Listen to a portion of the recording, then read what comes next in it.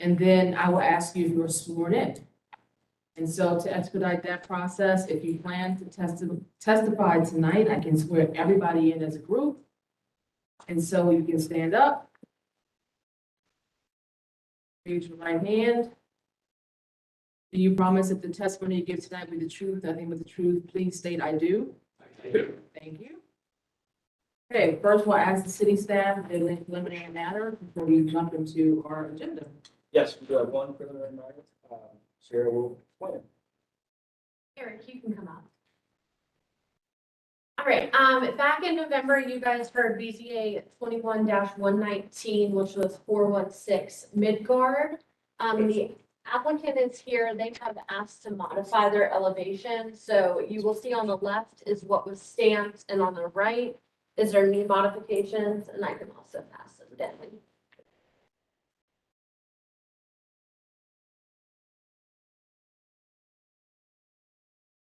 Looks like just a value engineer. Exactly.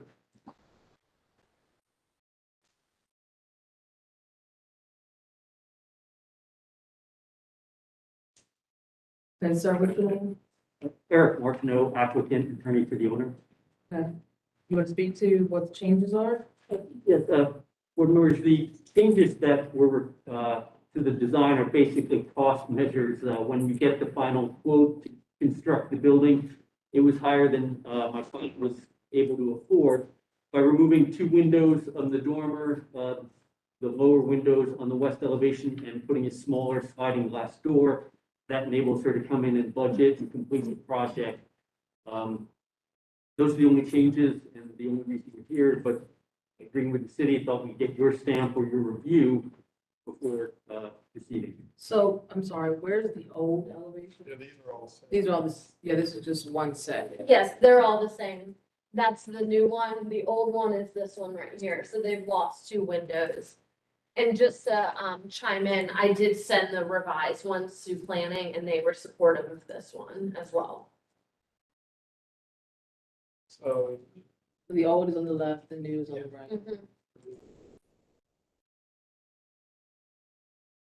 I don't know if it's helpful. I have one where the changes are Xed out on the new one, if that would, so you can see what was there and what is being removed.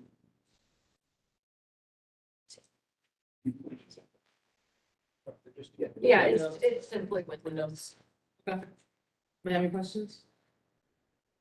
Okay, no questions. So do we need to take a vote on the, I'll call the question to adopt the new changes. you want to sustain? Yes, please. Okay, questions been called, please call the roll. Mr. DeMore? Yes. Mr. Jones? yes. Mr. Lincoln? Yes. Mr. Wellesley? Yes. And Chair Palmer? Yes, your elevations are approved. Great, thank you, Sierra, Jamie, Lori, thank you. It's- We're gonna teach you guys how to pronounce it again, don't worry about it.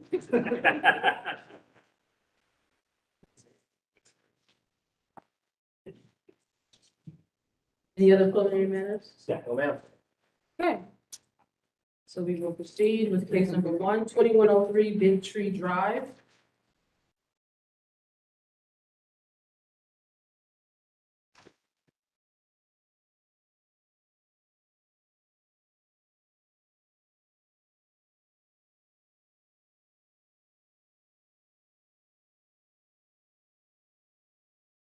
Thank you, Madam Chair. 2103. Do that. She didn't make eye contact. 2103 Big Tree Drive is located on the west side of Big Tree Drive, approximately 30 feet south of Carrollton Drive, served by the Southwest Area Commission Zone Suburban Residential. A half-acre site is developed with a single-unit dwelling and attached two-car garage. The parcel's length is 6 times its width. However, it is comparable to adjacent parcels in terms of shape and characteristics. Surrounding uses are all single-unit dwellings. The applicant expanded the west side of the driveway with gravel, which is covered by snow in these pictures, and was issued a zoning code violation notice in November 2021. The applicant proposes to legitimize and pave the driveway expansion with hard surface for one new parking space, and to add landscaping to screen the new pavement from the street. The variance is to reduce the parking setback from 25 feet to 9 feet. C2P2 state that parking lots should be screened from view from the right of way. As such, planning requests the applicant add landscaping to screen the additional parking area, as well as consult with the city forester on the new street trail along the frontage to mitigate the driveway expansion. The proposed parking pad, as drawn in this exhibit, can be supported by traffic management, but the gravel area that is evident in one imagery for this site is not supported. The applicant would need to ensure that the existing conditions are modified to match what is proposed with this application, and they are. Southwest Area Commission recommended approval of the request. City departments recommend disapproval. The parking setback line establishes how close parking and maneuvering may be located to a street in order to promote safety and preserve neighborhood character. Staff have consistently recommended disapproval to requests that would allow parking in the front yard. Staff also notes that if the driveway led to a parking space behind the 25-foot parking setback, there would be no need for a variance. The lot size and configuration would be able to accommodate one or more surface spaces behind the parking setback line between the dwelling and the southern property line. If the board would approve the application, staff would recommend the following conditions: that the applicant commit to the stamped site plan, and that they provide one street tree in consultation with the forester. Madam Chair. So I have a question for you. What are you calling the parking pad as opposed to the gravel area? The new pavement for the new space. The gravel will be. The improved gravel area. But they're saying one is okay and one's not. So they're saying something's different. I'm sorry. Your sentence said that one is supported and one is not supported. I'm trying to understand. You're referring to the traffic management comment. I The don't know. proposed parking pass is drawn in the exhibit. So they were traffic management was looking at what the aerial showed, which was gravel. And they were not okay with that, but what's shown in the exhibit, the site plan, they want to make sure that is what's actually built. This is a picture of the house. Give it, get on. So there's two spots, and there's two car garage and two spots down there. Well, 3 was bad.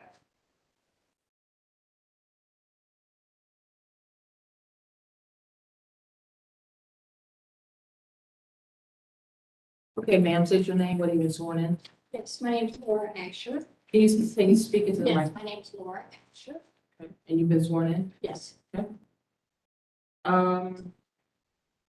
Tell us more about this, why you need the additional parking? My family's multi-generational. Sorry, you want to hold the microphone? I have 6 cars in my family. Hold it all the way up. Yes, bend the, thing so that it's closer to your face so that we can hear you. No, up. There you go. Okay. I have 6 cars in my family, and my parking is situated in the house. My house is built on a curve. And we have a handicap ramp, we have a fire hydrant, we have mailbox. We have parking space for 1 car in the front, 2 cars on the driveway, and 2 cars inside the garage. I was wanting to expand the driveway width to accommodate a 3rd parking spot. I wanted to reduce the parking setback from 25 feet to 9 feet. Or to legitimize this. And you I have have- a handicap ramp where? Can you go back to the house picture?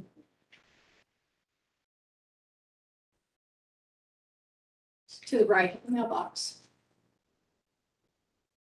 Right at the property line.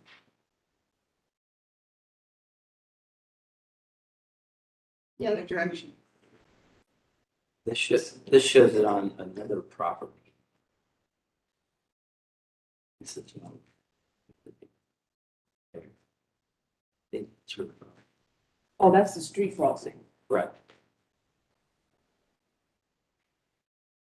Oh, were you talking about a handicap ramp for yourself or a city piece? City. Okay. Oh, okay, I'm sorry, I thought you meant your own properties. No. I'm just trying to explain that the parking is very limited. So my request was to increase the width of the driveway Hard on it. and park. So I have a question, Madam Chair. Go ahead. So Phil, you suggested that this could easily be approved or recommended approved if she were to simply create a parking pad behind the setback line, right? Adjacent to the garage or parallel with the garage.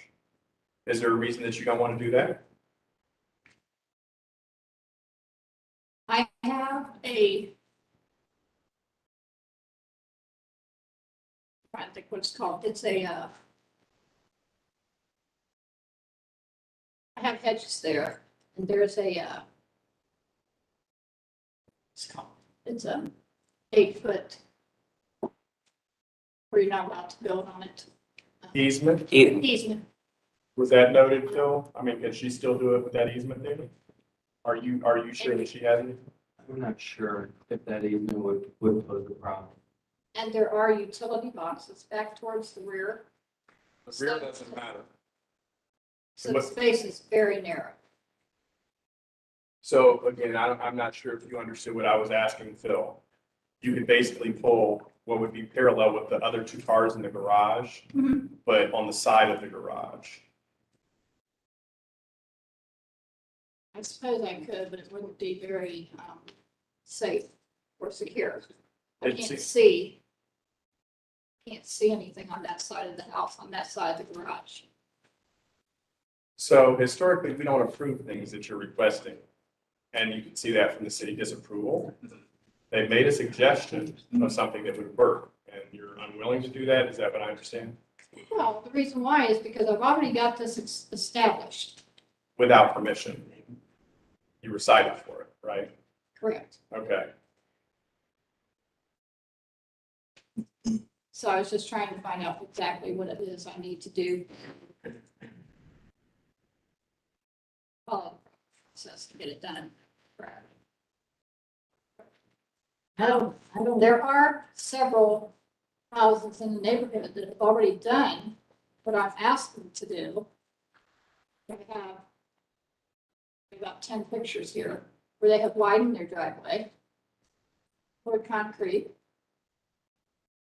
You get exactly what I'm asking. Can you bring those up to us? They'll probably be here next. And I'm trying to avoid creating a muddy mess in my yard, like about 30 of my neighbors have done here. Okay. Let me just be candid with you. I would be supportive because it sounds like you have a need, and I appreciate that. The need could be supported much easier on the side of the building where Bill had suggested that it could go. So that's where I'm going to land on this, I think.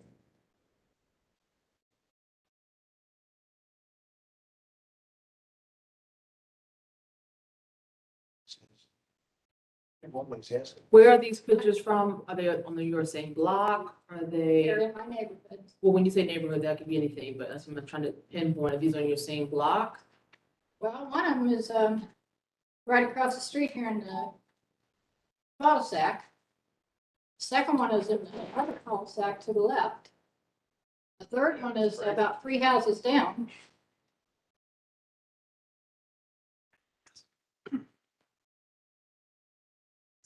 Yeah, you're absolutely right. I can clearly see other people have done extended as they legitimize it. Yes, these. No, it doesn't, but I'm trying to follow the proper process and I'm getting singled out and I'm being punished for trying to do the right thing. I understand.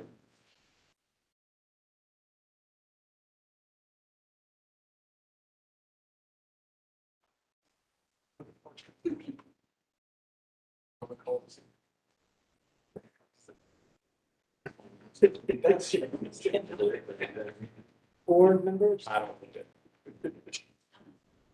By keeping the width of the driveway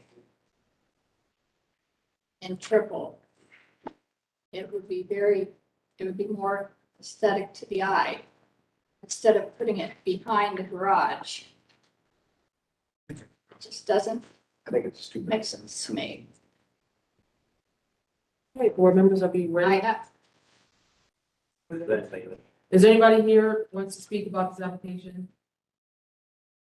Ma'am, I'm sorry, I didn't mean to cut you off. Did you want to say something else? no, Okay. I was just gonna say about the landscaping. I have landscaping along one side along the hedges, and I intended on putting more landscaping along where the concrete pad would be, as shown in my, So you're okay with the two conditions, if we vote for this, you're gonna have to, you have to follow the site plan and you have to consult with the city forester, put a tree in front of that, I correct? have. Okay.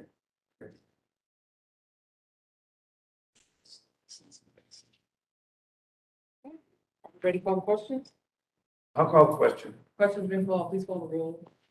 Mr. Wellman? So I'm concerned about the precedent given the rule and the fact that there is ability for the extension next to the garage. Also, I am moved by the fact that it seems like a lot of the neighbors have already done the same thing, but I'm then concerned about whether or not we're going to be talking about this in the future with all of your neighbors.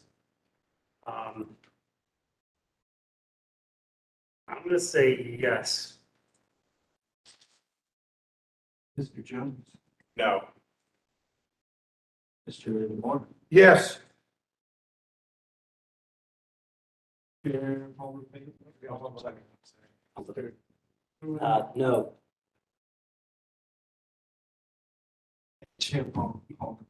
I'm gonna vote no as well, so the variance did not pass. You can speak to the city after this meeting or tomorrow about your next steps. Thank you. Next case is 4553 East First Avenue. Ma'am, here's yours.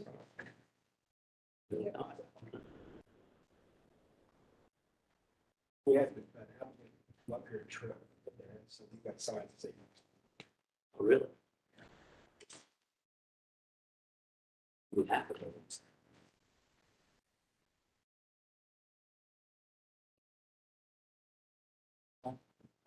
I voted just for it.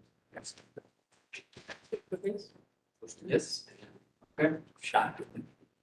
4553 East First Avenue is located on the south side of East First Avenue at the terminus of Mount Pleasant Avenue, served by the Italian Village Commission in zone R4. The 0.4 acre site is made up of two parcels, one developed with a 2-unit dwelling and the other developed with a single-unit dwelling. The site is located at the intersection of East First Avenue and an alley, from which the 2-unit dwelling takes access for parking at the rear. The single-unit dwelling has no on-site parking.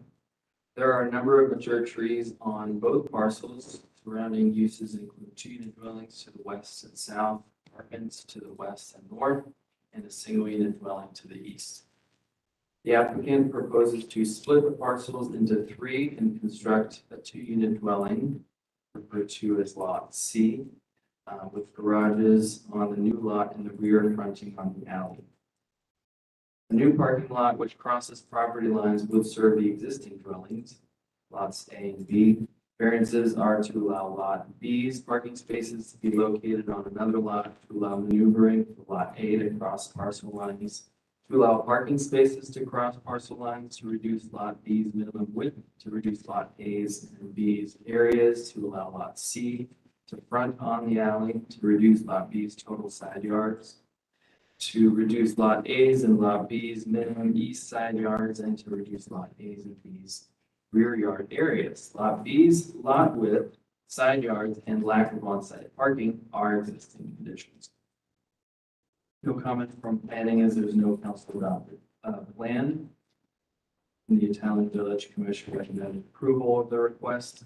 City departments can recommend a conditional approval. We've consistently recommended approval to reduce lot widths, areas, side yards, rear yards, as they reflect the surrounding dense development pattern of Italian Village. Variances for parking, maneuvering, and fronting on an alley are appropriate to rectify an existing lack of parking for Lot B and to facilitate a compliant number of parking spaces for infill development. And the three conditions here listed include maintenance easement agreements for both Lot A and B on each of Lot A and B's east side yard to allow maintenance for the dwellings. And the third is a cross-access easement to be recorded to allow the parking maneuvering over coastal lines. Sure. Okay, can you state your name, whether you've been sworn? Yes, Kareem Ammer, and I have been sworn. So you're trying to take 2 houses to 3. No, 4. We're proposing a duplex that would require lot split on the rear of 2 existing. There's single families on A and B right now. One is a duplex and one is a single.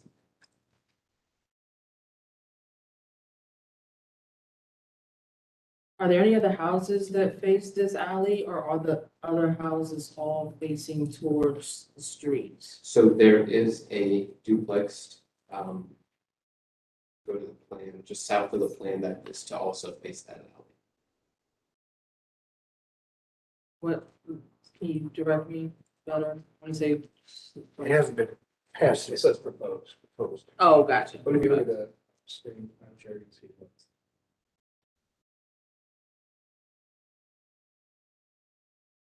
There's one here and then the proposed one. But none existing. So Phil, to be clear, all of this is permissible, and these variances are simply to make what he intends to do compliant, right? Some of them are legitimizing, not all of them. Some are caused by the lot split. But so the solution is presented here. In other words, it's not as though he's trying to put a duplex on something that is zoned to not allow for it. The zoning allowed. That's, Otherwise, they'd be at city council. yeah, But they right, need variance. right. Use. Yeah, thank you. Okay, what else can you tell us about the application? Not too much to add there. We spent about 8 months or so working on this with Italian Village. The layout, the interactability with the alley. And I just wanted to point out that we got their unanimous approval with an emphasis on providing parking spaces to the existing structures and not removing them. By keeping those, they are very supportive of that as to not add strain to the parking situation in the short run.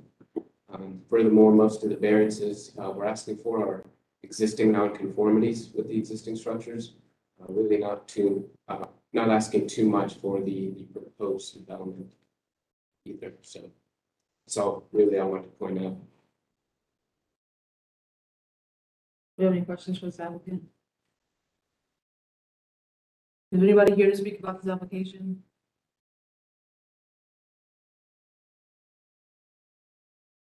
I'll call the question.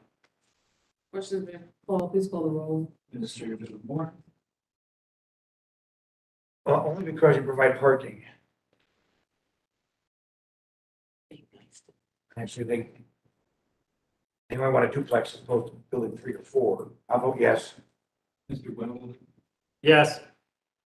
Mr. Jones. Yes. Mr. Malek. Yes.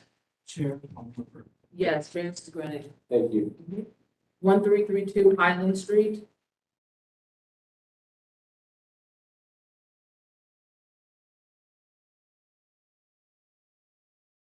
Can you state your name, whether you've been sworn in? You both start, yes, it happens. Thank you, Madam Chair. 1332 Highland Street is located at the northeast corner of Highland Street and West Sixth Avenue, served by the University Area Commission and zone R4 residential. The corner site is developed with a single unit dwelling directed toward Highland Street and taking vehicle access on Sixth Avenue. The current non-conforming floor area ratio is 0.54. Surrounding uses include single-unit dwellings to the west and north, a two-unit dwelling to the east, and apartments to the south. The applicant proposes to convert 400 square feet of the attic into habitable space. The variance is to increase the maximum floor area ratio from 0.4 to 0.62.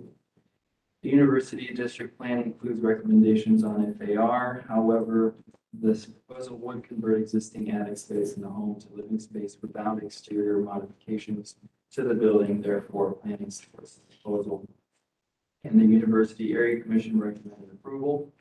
Staff recommend approval because it would convert existing attic space in the home to living space without modifications to the building. And the proposal would have no adverse impact on surrounding properties and fulfills the spirit and intent of the overlay. Madam Chair. Okay. Do you have anything else to add to the application? Thank you very much. Do we have any questions for this applicant? I'll call the question. Wait, let me see if there's anybody here that wants to speak about the application. Yeah, I'll call the question. question's been called, please call the roll. Mr. Jones? Yes. Mr. Malek? Yes. Mr. Webb? Yes. Mr. Demore? Yes. Chair Palmer? Yes, variance is granted. Thank you. Thank you, Carmen. 105 Acton Road.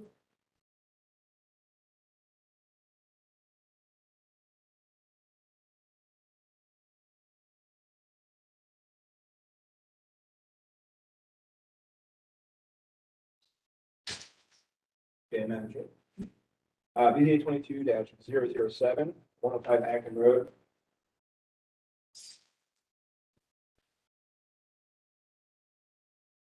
Located on the south side of Acton Road, approximately 150 feet west of Foster Street. On the site is zoned R3 residential within the Clintonville area division. The site consists of a single parcel and is developed with a single unit dwelling and a detached two-car garage. Surrounding the site is a single unit dwelling. The applicant proposes expanding the footprint and increasing the height of the existing garage, providing finished space on the second floor. A variance is requested to increase the allowable height of the detached garage from 15 feet to 22.33 feet. The Clintonville area plan states that garage should be compatible and similar in character to existing nearby home designs and measured in terms of height and width, setbacks, and lot coverage. It also states that garage height should be permitted to exceed maximum height allowed by code if it's architecturally compatible with the primary house. The Division of Traffic Management has no comments, and the Clintonville Area Commission recommends approval. Staff has reviewed the submitted materials and has found that the garage is consistent with this guidance of the Clintonville Area Plan, and therefore is in support. We are asking that the board stamp the application. With that, I'll turn it back over to Mr. Captain. Okay, can you state your name and whether or not you've been sworn in? Brenda Parker, yes, it's one in. Okay, do you have anything else to add about the application? Nope, it's a pretty simple application, just expanding the footprint, adding a second floor that's gonna be storage at first and then hopefully an office later in the future. Okay. You're fine with us stamping this as final relations? Okay. Is anybody here to speak about this application? Do we have any questions for the applicant? Call the question. Question's been called, please call the roll. Mr. Malek? Yes. Mr. Welby? Yes. Mr. Demore? Yes. Mr. Jones? Yes. Chair Palmer? Yes, variance is granted, thank you. 1724 West Fifth Avenue.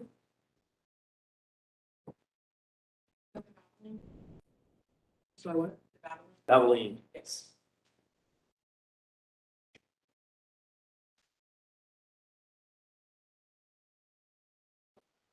Hey.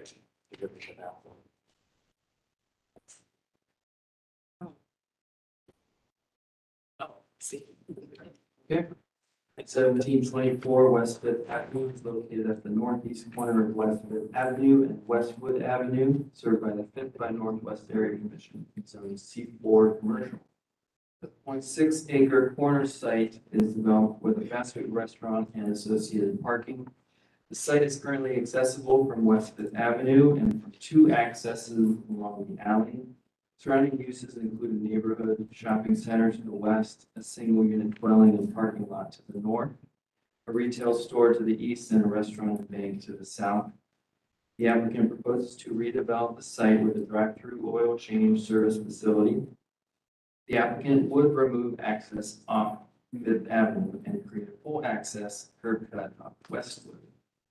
Extensive landscaping is proposed, screening the parking lot from Fifth Avenue and adjacent uses. Variances are from the UCO to increase the maximum building setback along Fifth Avenue from 10 feet to 12 feet, to reduce the building width from 60% of the lot width to 14.7%, and to reduce the area window glass glazing along Fifth Avenue from 60% to 16%. C2P2 design guidelines recommend connecting to the existing sidewalks, a high level of landscaping and screening between the right-of-way and the parking lot, and that the screening should include a combination of the following items: walls, mounds, trees, shrubs, and or landscaping. C2P2 also states bicycle parking should be included in new development. The revised site plan includes a pedestrian connection to the site from West Fifth Avenue, consistent with guidelines, as well as increased landscaping along West Fifth and Westwood Avenues, consistent with landscaping and screening guidelines. And bike parking consistent with guidelines is be included in new development. Division of Traffic Management has no comments, although they note right-of-way dedication of 50 feet from the center line of West Fifth Avenue will be required. The applicant has filed a right-of-way dedication exception request, the denial of which would render the current proposal unfeasible and the variances insufficient. So they're moving forward, even though they don't have a determination. They're hoping that both get approved, and if not, stop by. Right-of-way dedication exception request is denied. City departments recommend approval as it's consistent with C2P2 design and connectivity guidelines, which recommend connecting to existing sidewalks, a high level of landscaping between the right-of-way parking lots and bike parking. We recommend the condition that the applicant commit to the stamped site landscape plan showing the pedestrian connection, bike parking, and an on-site tree to be replaced. Madam Chair. Please state your name when you've been sworn in. My name is Robin Heck, I'm Goblin. Okay. So you gonna speak to? Yes, he's the owner of the property. Okay. John Royer, Vice President of KRG Associates, who owns the real estate. Okay, you've been sworn in as well, sir? Yeah. Thank you. Okay. Have you been sworn in? No, oh, he was not sworn in. Okay. So raise your hand. You promise that the testimony you give tonight be the truth, nothing but the truth. Please say I do. I did. Thank you. Okay, so do you want to add to this application? I'll let you guys ask some questions if you have any questions. Okay. I'd like to ask staff, why is there bike parking in a place of oil change? Drop off the car. We had another situation like that. It's like, are you kidding? I have a question for, Yes. Me too. We're looking at you. so I know typically it's contingent upon this, and so this is seeking approval. Is there a likelihood that it would not be approved, or what's the holdup? Yeah, it's sitting on our administrative task. It's our level, we're worried about it, but I mean, it's the risk that the applicant's taking going ahead of it means not something that usually signs with, not something you say we're. And so, and this is that thing that we talked about. Is that in reference to the right-of-way dedication? Yes. Yeah, I mean, if you look at all of Fifth Avenue, Yeah. Michael, you couldn't, it doesn't make sense. I mean, buildings are up on the street.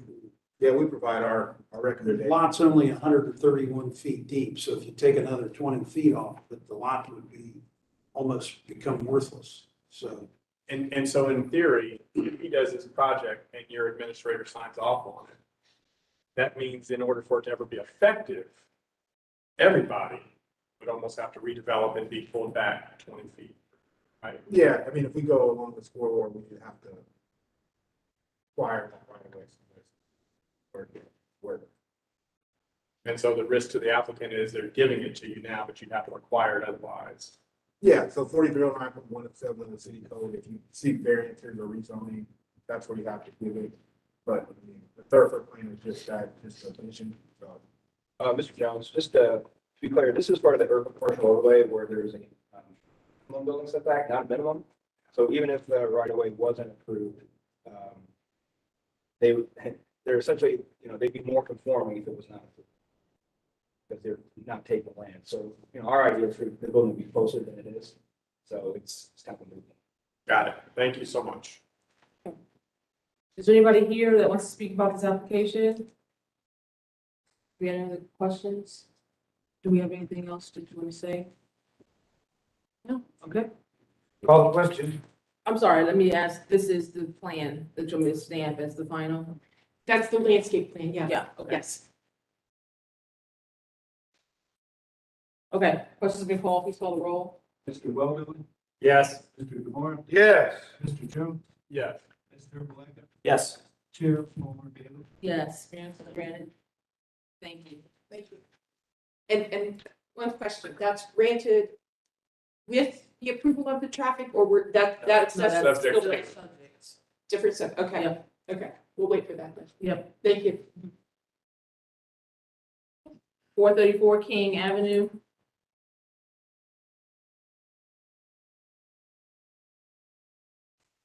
Hello, Hello, please state your name and whether or not you've been sworn. it's Doug Hill and I have this one. Madam Chair, 434 King Avenue is located on the north side of King Avenue, approximately 55 feet west of Patel Boulevard, served by the University Area Commission and zone R4 residential. The site is developed with a single-unit dwelling and detached two-car garage access from the alley to the rear. Surrounding uses include a two-unit dwelling to the west, single-unit dwelling and rooming house to the north, three-unit dwelling to the east, and the Patel Research Facility to the south. The applicant's statement in support mentions a property under construction at 328 West 7th Avenue, which obtained variances to code sections that are requested in this application. Staff can confirm this and notes that the characteristics of that property are different. The applicant proposes to construct a 500 square foot addition onto the rear of the dwelling. Variances are to increase the maximum lot coverage from 25% to 26.9, to increase the maximum floor area ratio from 0.4 to 0.547, and to reduce the minimum west side yard from 3 feet to 2 feet 2 inches, which is an existing condition. University District Plan recommends that priority be placed on preserving existing contributing buildings and that new single-family housing be compatible with nearby housing in terms of height and width, building materials, porches, roof pitch, setbacks, windows and door size, width and spacing. As the proposal preserves the existing contributing structure, falls in line with the existing structure's width, maintains the minimum rear yard open space, is compatible with nearby housing, and conforms the site to the existing conditions, staff supports the variances. University Area Commission and the University Impact District Review Board recommended approval. City departments can recommend conditional approval as it's consistent with the area plan, as it preserves the existing structure, falls in line with current width, and is compatible with. And the condition we recommend is to require the recording of a 10-inch wide maintenance easement agreement for the dwelling with the adjacent property owner to the west. So that would give them 3 feet total of maintenance area. Madam Chair. Okay, Mr. Hill, do you agree with the condition set forth by the city? Yes. Okay. Anything else to add about the application? Nope. Okay. Do we have any questions for the applicant? Is there anybody here to speak about this application? We're ready to call the question. Call the question. Questions have been called, please call the roll. Mr. DeMore, Yes. Mr. Jones, Yes. Mr. Maleka, Yes. Mr. Weldon, Yes. Chair Moore Bailey. Yes, variance is granted. Thank you. 897 West Broad Street.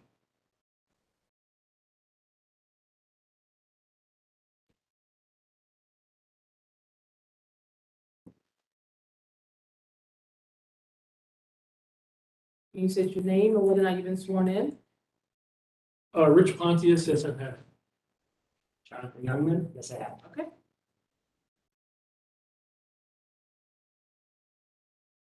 Okay, 897 West Broad Street is located at the southeast corner of West Broad Street and Martin Avenue.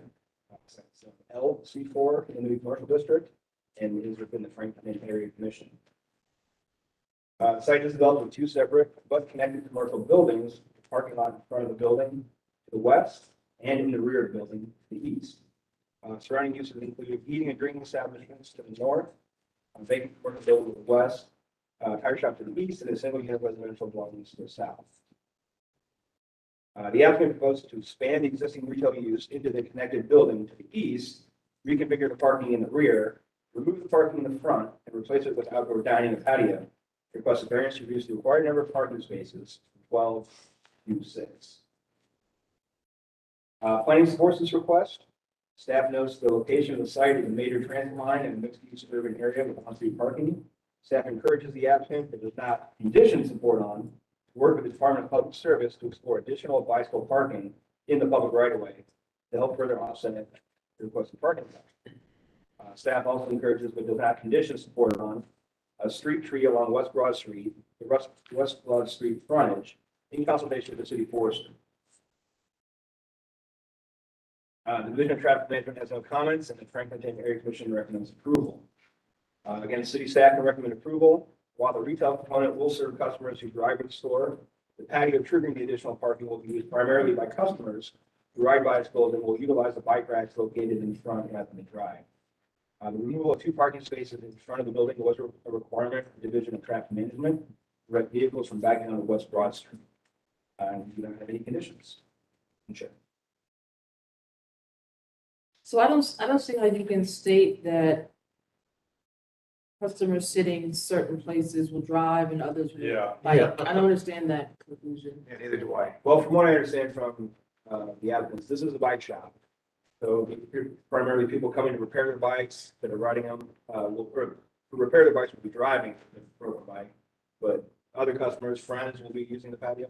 I mean, you can probably explain that. Okay, sure. I think that's some detail to that. Yeah, so the notion is that the patio there isn't going to add other elements to the business. It will just add in support. It is very close to a bike path. So we kind of imagine people coming in, maybe pumping up their tires, working on their bikes a little bit, buying maybe some accessories, things like that. Using the opportunity to eat some snacks, drink some water, things like that. But it's not going to add a new element to our business that would attract customers beyond those that are already visiting the shop. What do you sell to eat and drink? We don't. Yeah, so it would be, we've got a water fountain for people to fill up their water bottles. People bringing their own snacks.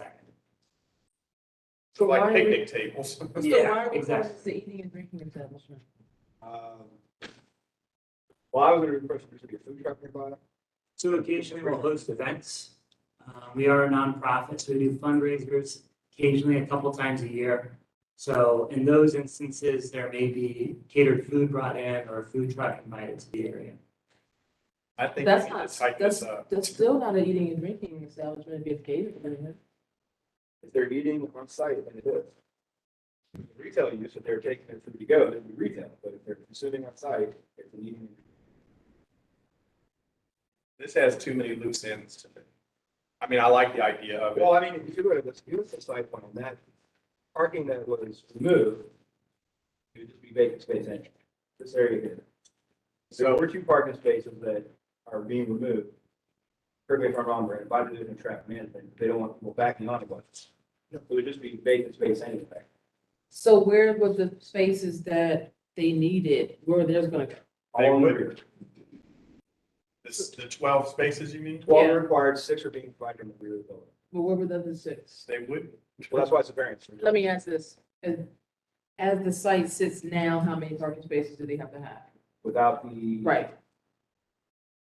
Well, as it sits now, I think it's, well, I don't know what the other use is. What's the other use you're expanding into? The building is already combined. There was the building to the west where it says existing building was the original Franklin's and Cycle Works, and then the acquired building to the east, and then we connected them. So they're operating as one building now. And the zoning code requires 12 spaces. but the UCO will get us, I'm sorry, 24, the UCO will get us down to 12, but we only have space for 6 in the back. They're asking for the existing. But existing, how much space are you supposed to have without the add-on eating? What's the square footage of the building? I don't remember that. And It would be right about 5,000 in total. As a bike shop. As a bike shop. That would be 20 spaces required, but Right, so 10, 10. and you have 6. And And this, so- the site is being reconfigured. It was non-conforming, but they're making it more code compliant. The right size parking spaces and And so right now with your parking as is, are you underparked, overparked? Underparks. You're underparked right now. And so you're gonna have more. More intense, More little more intensity. Here's my concern. If Wait, they do you said, mean under parked or underutilized? Is your parking lot full at all times or is it not? No, it's not full. It's mostly used by staff. There's ample street parking. There's no business on the west side of Martin Avenue there. You can park on both sides of the street. So there's ample street parking. the concern I have is if he closes tomorrow or chooses to open, what's the name of your business? Franklinton Cycle Works and Brewery. You know what I mean? Now here we are with a legitimate eating and No, drinking not establishment. correct. Help me then. Because the building's a retail building. This is the only eating and drinking component. The patio. Yeah, it's triggering one parking space. Size and going to be overlooked. So you can limit the eating and drinking area to that space only. Okay, I can get on board. So nobody can eat snacks or drink water inside your building. Code enforcement's on the way. Okay. Okay, do we have, did I ask this, do we have anybody speak about this application? Okay, do we have any other questions? This applicant?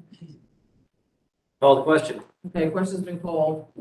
Mr. Jones? Yes. Mr. Malek? Yes. Mr. Wellman? Yes. Mr. Demore? Yes, Chair Alderman. Yes, variance is granted. Thank you. Thanks. 1079 East Fifth Avenue.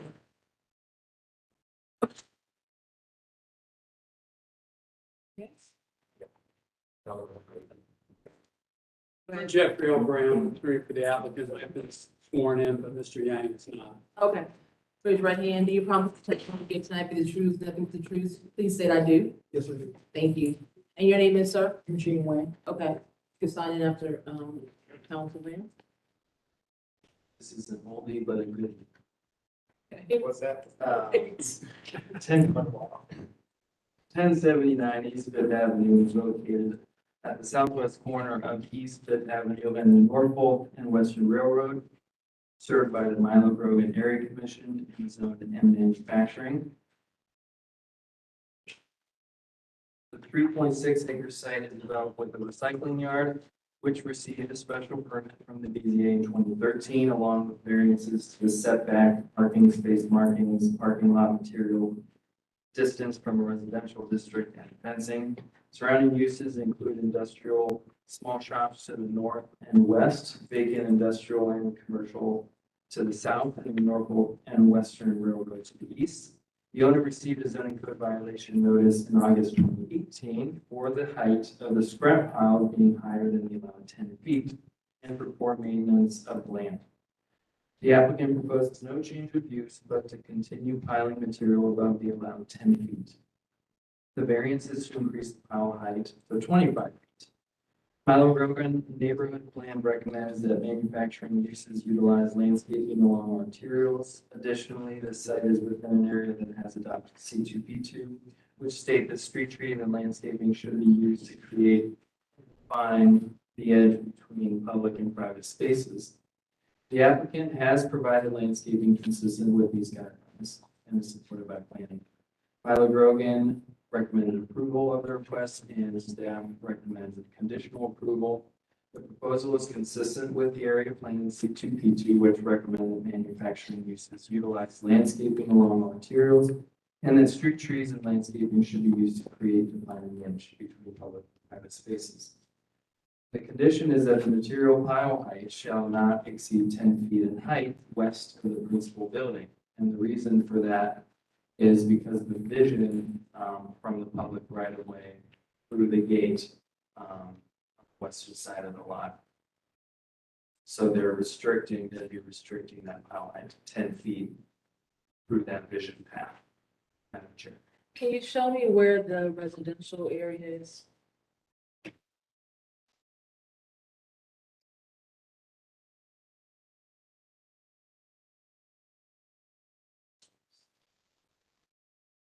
And then keep that same map up, but tell me where where you're saying the 10-foot high, 10-foot high piles will be. Bottom left corner, I think. Yeah, it's the same bottom line. Right in alignment with the driveway for Fifth Avenue.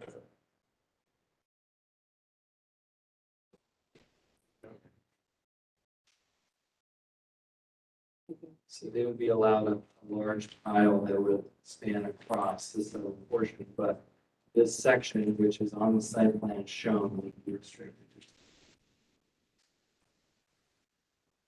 Okay, what do you have to add to that? Jeffrey L. Brown, attorney for the applicant. Fifth Avenue in this area goes down underneath the railroad overpass, and our neighbor is the railroad. So there's a retaining wall in front of the property, and when I worked with staff, we looked at those angles and the visibility, and you really can't see the taller pile because of the change in the elevation of the road. The only place where you could possibly see it would be in the gate area, and so that's why we limited it to 10 feet. When the city was doing their annual inspection, they suggested that my client just apply to increase the pile height because the type of business that he has fluctuates greatly depending on what his suppliers are, where he's getting the materials, and it takes him a certain amount of time to process things. So this gives him the flexibility that he needs while protecting the visibility by making the limitation as to the 10 feet area, which is visible possible from Fifth Avenue. As staff has indicated, they're in favor of it, and the area commission also supports this request. Do we have a site plan that we need to stamp on this, or? Mr. Brown, I'm gonna ask, We should have already stamped. But now they're changing it, so that's what I'm. In cases where the intent of the support can be accomplished without a site plan, we prefer not to stamp one. Okay. And we can word this one in an accurate way. I'm more concerned right now, in good faith, we approved a special permit. I'm also seeing that there was poor maintenance. Can you speak to that? Those issues have been addressed in terms of the landscaping. Material had died and hadn't been replaced. And so that has been taken care of. So appreciate that. But again, we would look for a property owner and operator, especially in this area where there's been a lot of contention from salvage yard to salvage yard. As I think back about this, we would hear one 6 months and another the next 6 months. Somebody that is an operator that takes into consideration maintenance and the neighborhood. Milo Grogan, I'm grateful that they've recommended approval for this. But I know also when we sat here and passed, they were concerned about the condition of these salvage yards that are in their neighborhoods. I am concerned about the fact that you have not been diligent and it was cited without you being proactive. You were reactive. And I would like to see, as an operator, that you would be more proactive about how you maintain the property in this neighborhood where there seems to be, quite frankly, a glut of salvage yards. So that's my 2 cents. I'm supportive of this, but would not want to hear from neighbors in Milo, Grogan, Michael. We remember you said yes to this and they're just not doing their part. Sure. No, I understand that. I'm very glad that Mr. Wang came here so that he could hear that and understand the circumstances. well, I'm gonna be a little bit more of a a-hole than Mr. Jones, but I mean, I have a problem. You have 10 feet for a certain amount of time, then if you're still looking from the gate, you can still see a 25-foot pile. Yeah, The same. You can't.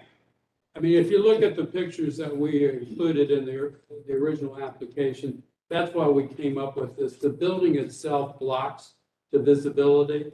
And you, as I indicated, the Fifth Avenue drops down because it has to get low to get under the overpass with the railroad. So the only possible place that you could see would be the area where the gate is. And so that's why we talked to staff about that. That was the issue that they raised, Mr. Demora, and that's why that we are keeping the 10-foot limitation in that area. The rest of it is either blocked by the railroad track or blocked by the building itself, as shown in the picture.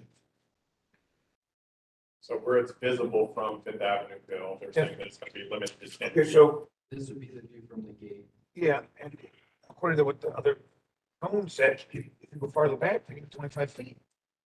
No, it goes back in a straight line from the side of the building. Back to the left, Bill, behind the building is where they could do 25 feet. Right back from where you're looking now. Well, yeah, but according to the cone I saw, it says 10 feet and 25 feet right behind it. So either I'm not. I don't, Go back to. yeah, go back to the site plan. Yeah, no, wait, yeah, so if I'm looking at a gate over here, it says 10 feet, this appears. No. No, the gate, Fifth Avenue. Oh, it's up there. Okay. I stand corrected. I apologize. Sorry. So where's the landscaping then? The landscaping is up against the front of the building By the way, because the gate is. of along Fifth Avenue, because you can't put it right out where you do on the street because of the retaining wall and the great difference. Okay. Do we have anybody here that wants to speak about this application? Do we have any more questions for the applicant?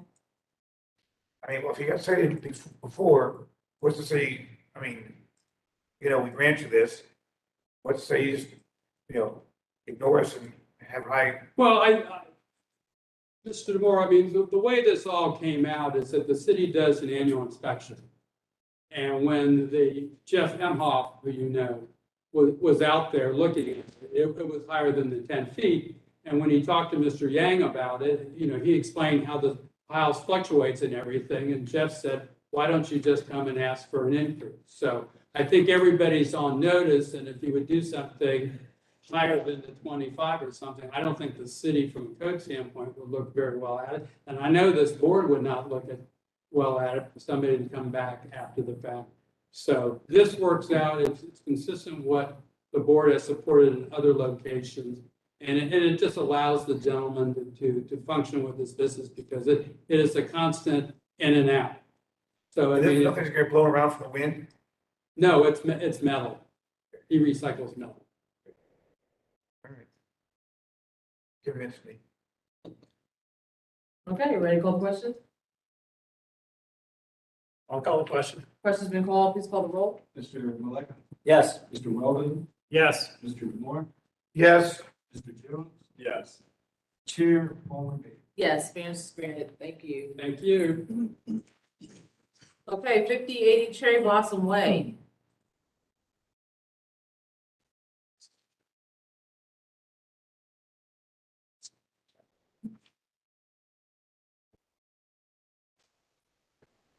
Yep.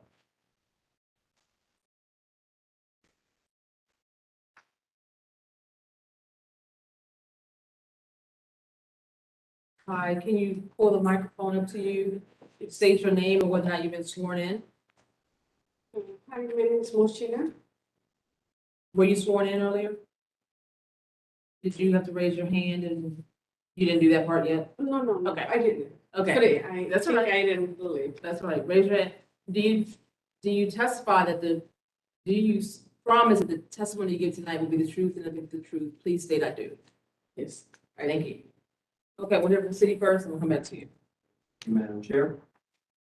5080 Cherry Blossom Way is located on the north side of Cherry Blossom Way, approximately 230 feet east of Cherry Bottom Road, served by the Northland Community Council in Zone R2 Residential. The quarter-acre site is developed with a single-unit dwelling and attached one-car garage.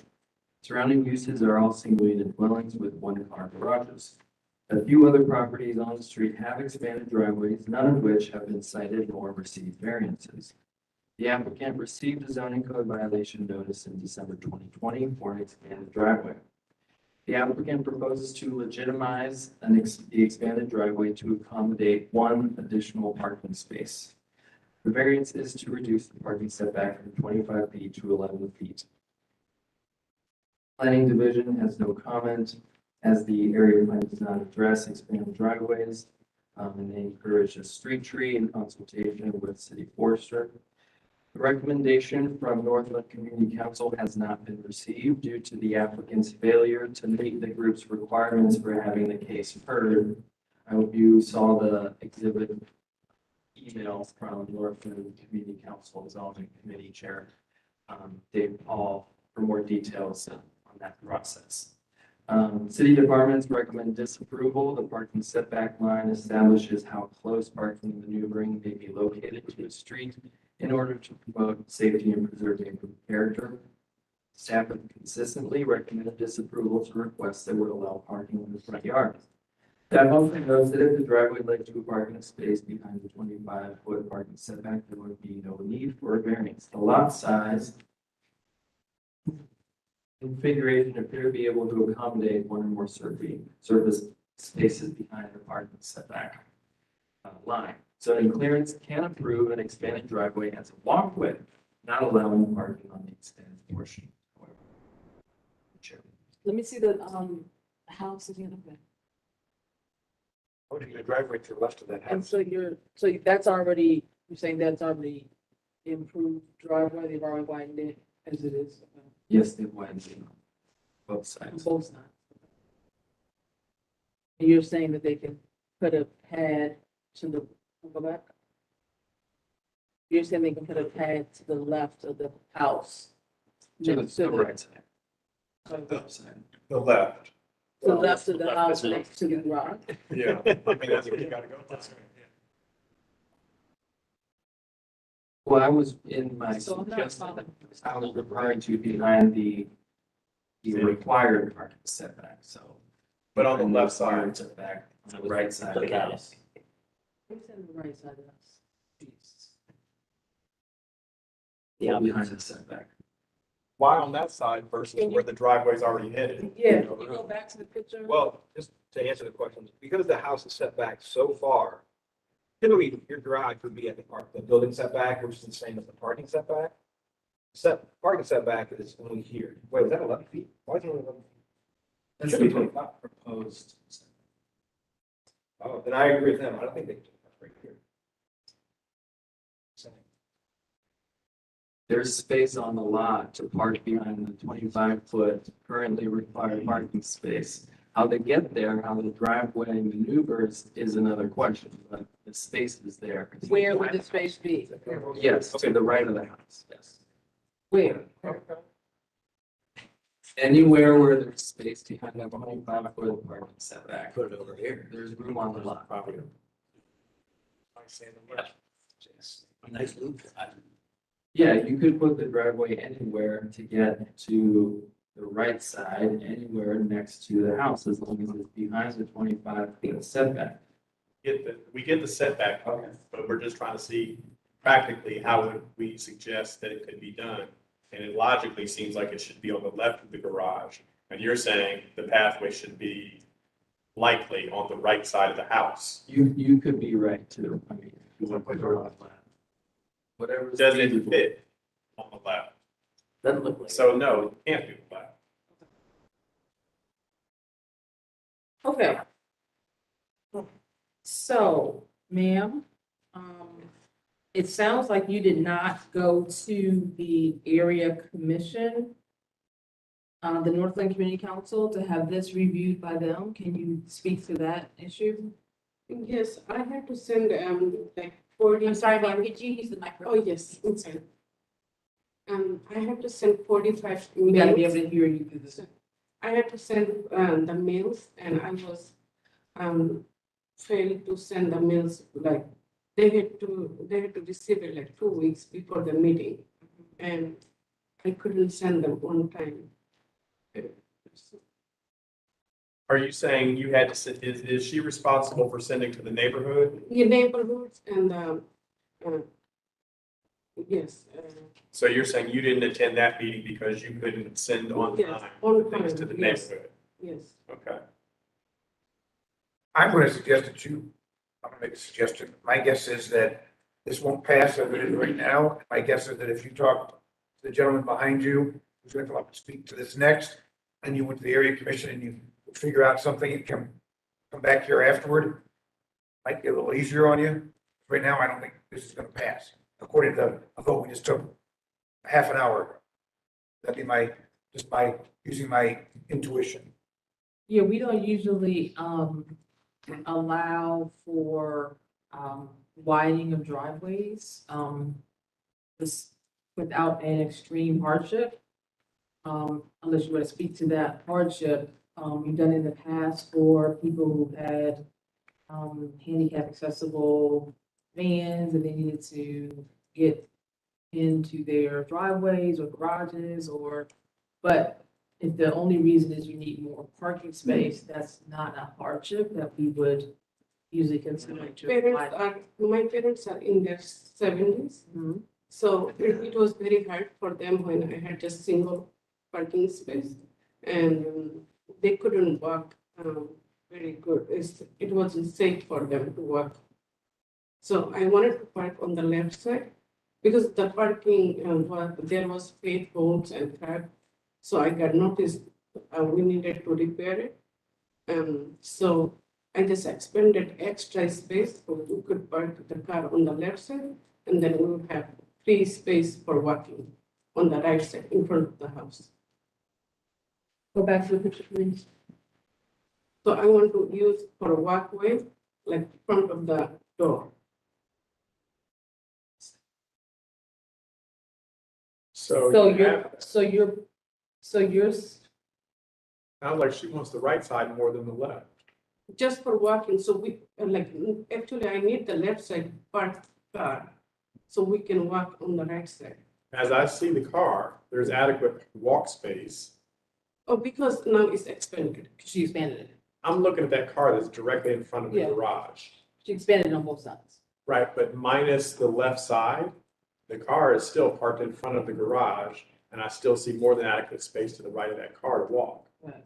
That's almost the size of a sidewalk with the car in Yes. front of the garage. So the problem is less of that, but what's on the left side of the car. Just I wanted to park on the left side more, so we could have even like bigger. You're not gonna be able to do that. Yeah, because what we're saying is, as the car is parked right now, you can park it in front of your garage, which is what's allowable, and you still have enough space on the right to walk. Yes, it is now, but it's already, I got the notice, the court, enforcement notice after I expanded the driveway. So you're gonna have to. We need to get, So what Mr. Demore was trying, and I'm sorry, Ellen. sorry. What Mr. Demore was trying to explain to you is there's a pathway, but I don't think there's gonna be a pathway for you with that area to the left. So if you have in front of your garage a driveway, you can apply for a variance for to the right, that walkway, because that's expanded, as you can see, from the apron, which it looks like it's about 24 inches, 12 to 24 inches on the right side that you might need a variance for.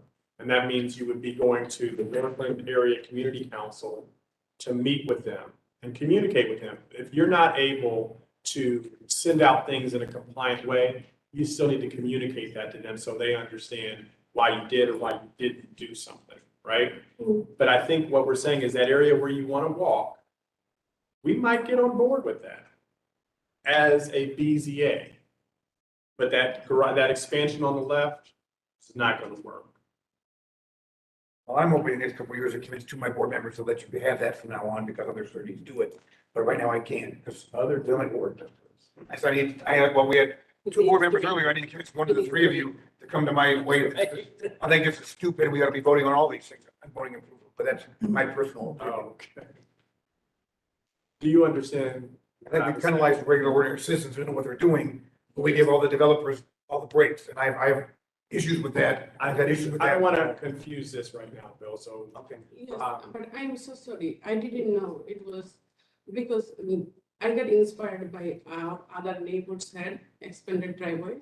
At first, I wanted to park two car side by side, but Mr. Phil explained me, I can't. So now I don't have to put two cars side by side, but it's already built. So since,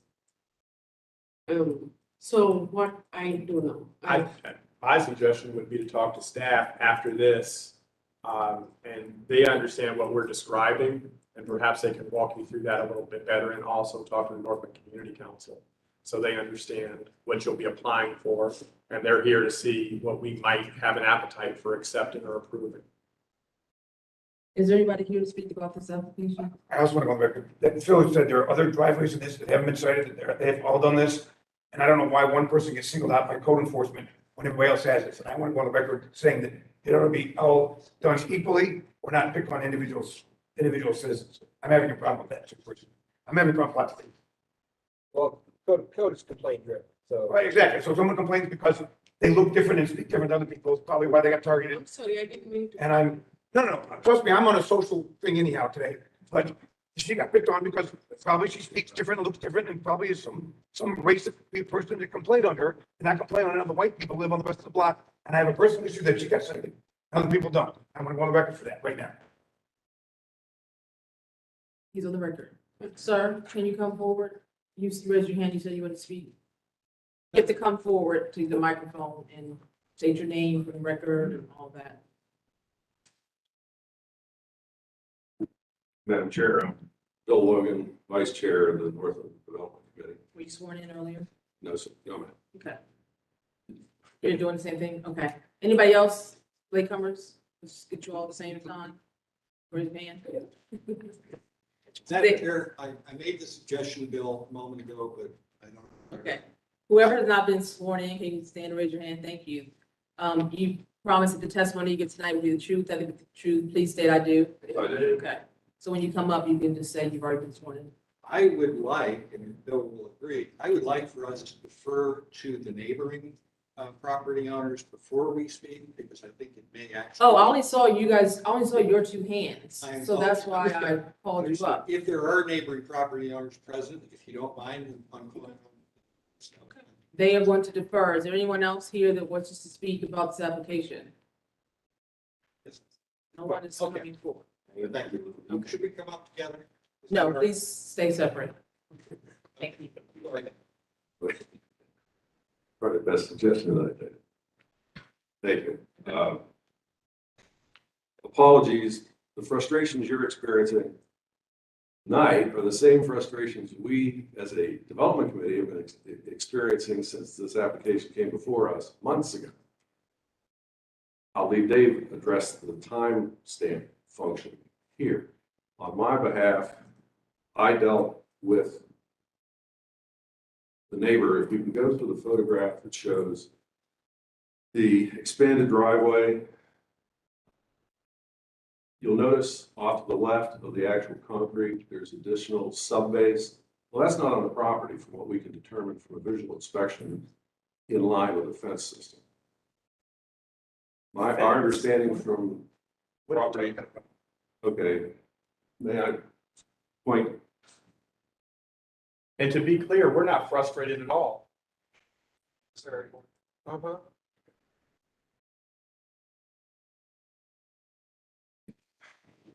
Do on the record. We spoke at length with the property owner 50.74 Trailblazer. And one of their concerns, and therefore one of our concerns, was that the subbase was actually built on their property. Now, that was by visual inspection. What And there- subbase are we talking We're about? talking about the concrete. The stone that was set in place before the concrete was placed over top of it, because it appears as the driveway is run right to the property. And what the adjoining neighbor was complaining about was that not only was the construction on their property, but the contractor utilized their property without their permission. With all due respect, we're not here to deal with a property dispute. Okay. Yeah, I mean, are you saying Well, that the as- property line is up against? Okay, so we had no basis in the discussion phase because we never got to a formal meeting. We were requesting that a survey be done to define, hey, is this driveway even on the property or on the adjoining property? Do you routinely do that to your applicants? whatever. No, only when it's from a visual inspection basis probable, which in this case it is. It's probable that the property line for this person's house is up against That's the a huge house. overreach.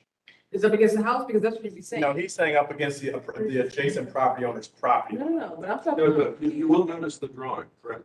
The drawing shows the driveway expansion right to 2 foot, probably 2'5". 2'8". 2'8", as opposed to something like 3 or something like 2 foot. And that appears to be because it was ran right to the property line. And that's your concern? No, our concern is there shouldn't be a need to be here because the driveway supports a single car and a staging format, one official drive position, one official parking spot inside the house, inside the garage, single car, and a legitimate staging position, which is what shows in the photograph. Yeah. That's it. We should be done here. Right, but that's why they came to you to request a variance for that, right?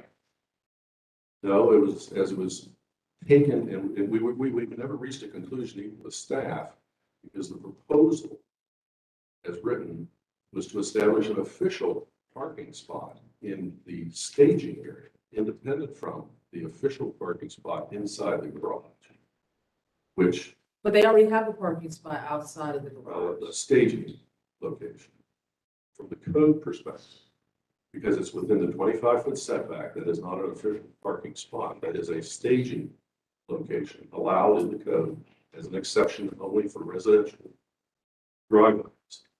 That allows. So your cars to issue park then, your issue is then that you don't want the car parked there. Well, we did not see any need to establish an official parking spot within the 25-foot setback.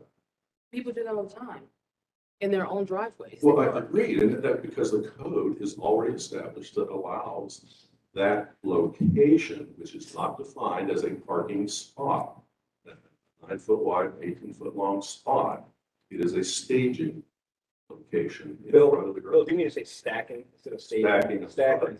I would correct that, go with Jamie. Correct. But We're allowed under the code to stage. So you have no issue with the expansion as is, a person would have a driveway going up to their garage and people park in the driveway. And you're saying that you have a problem with that? No, I'm saying what the reality of the current circumstance is does not require the establishment of official parking spot.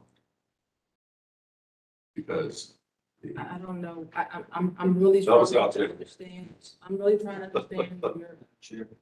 If I could just interpret a little bit, if the owner wants to park where she was parking in that picture, right behind the garage, it wouldn't need to be here. That's what I thought. That's what he's saying. But she wants to park on the left side where the expansion Right. portion is happening, which requires us to reduce the parking setback. That's the distinction. Okay. And So it if appears they're having 2 parking spaces additionally. Right, because it was two, it's wide enough for two, like as if it was in front of a 2-car garage. Okay. when the original hardship was written to us, client and the applicant noted their desire to park 4 automobiles in the driveway, which is physically possible, which we indicated, don't, that's a waste of everybody's time, don't do it. Change your hardship statement, which they were kind enough to do. Or get it in line with this statement discussion. Let me ask this, sir. Are there other houses in the neighborhood that have a widened driveway? The overhead plan, I believe it was stated in the initial presentation that there is, I believe, at least 2 that have expansion to the hard surface.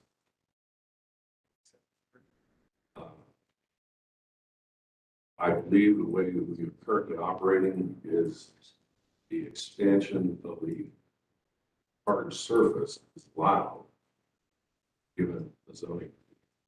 But are The parking of an automobile without variance is not.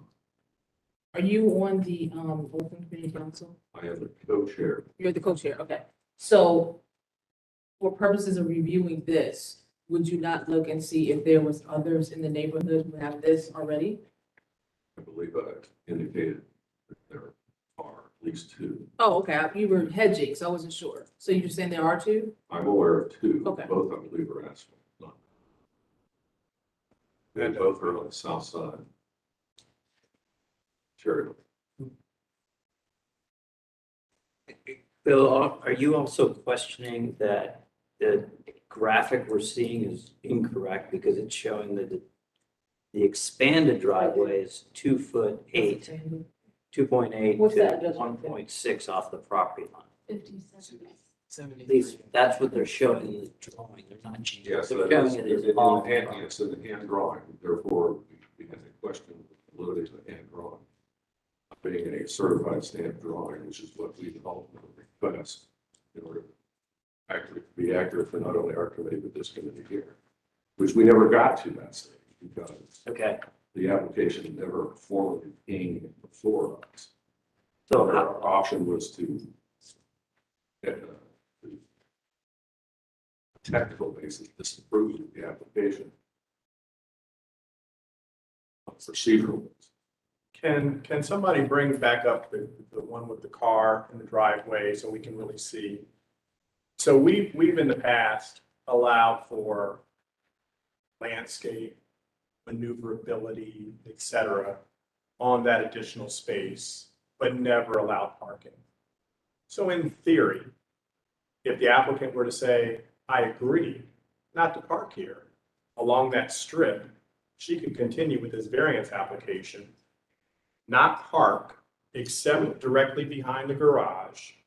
That additional area to the left can never have a parked car. It can have, it could have trash receptacles. It could have pots or plants. It could be a landscape patio, for lack of a better term. But you can never park in that left side. Does that, you understand what I'm saying? That is correct, and this committee, along with us, have agreed on other applications. Minerva Park Road is one example of that very issue. Okay, thank you. We came there. So you could continue with this application, except for, Yeah, there'd be no need to continue, there'd be no variance required.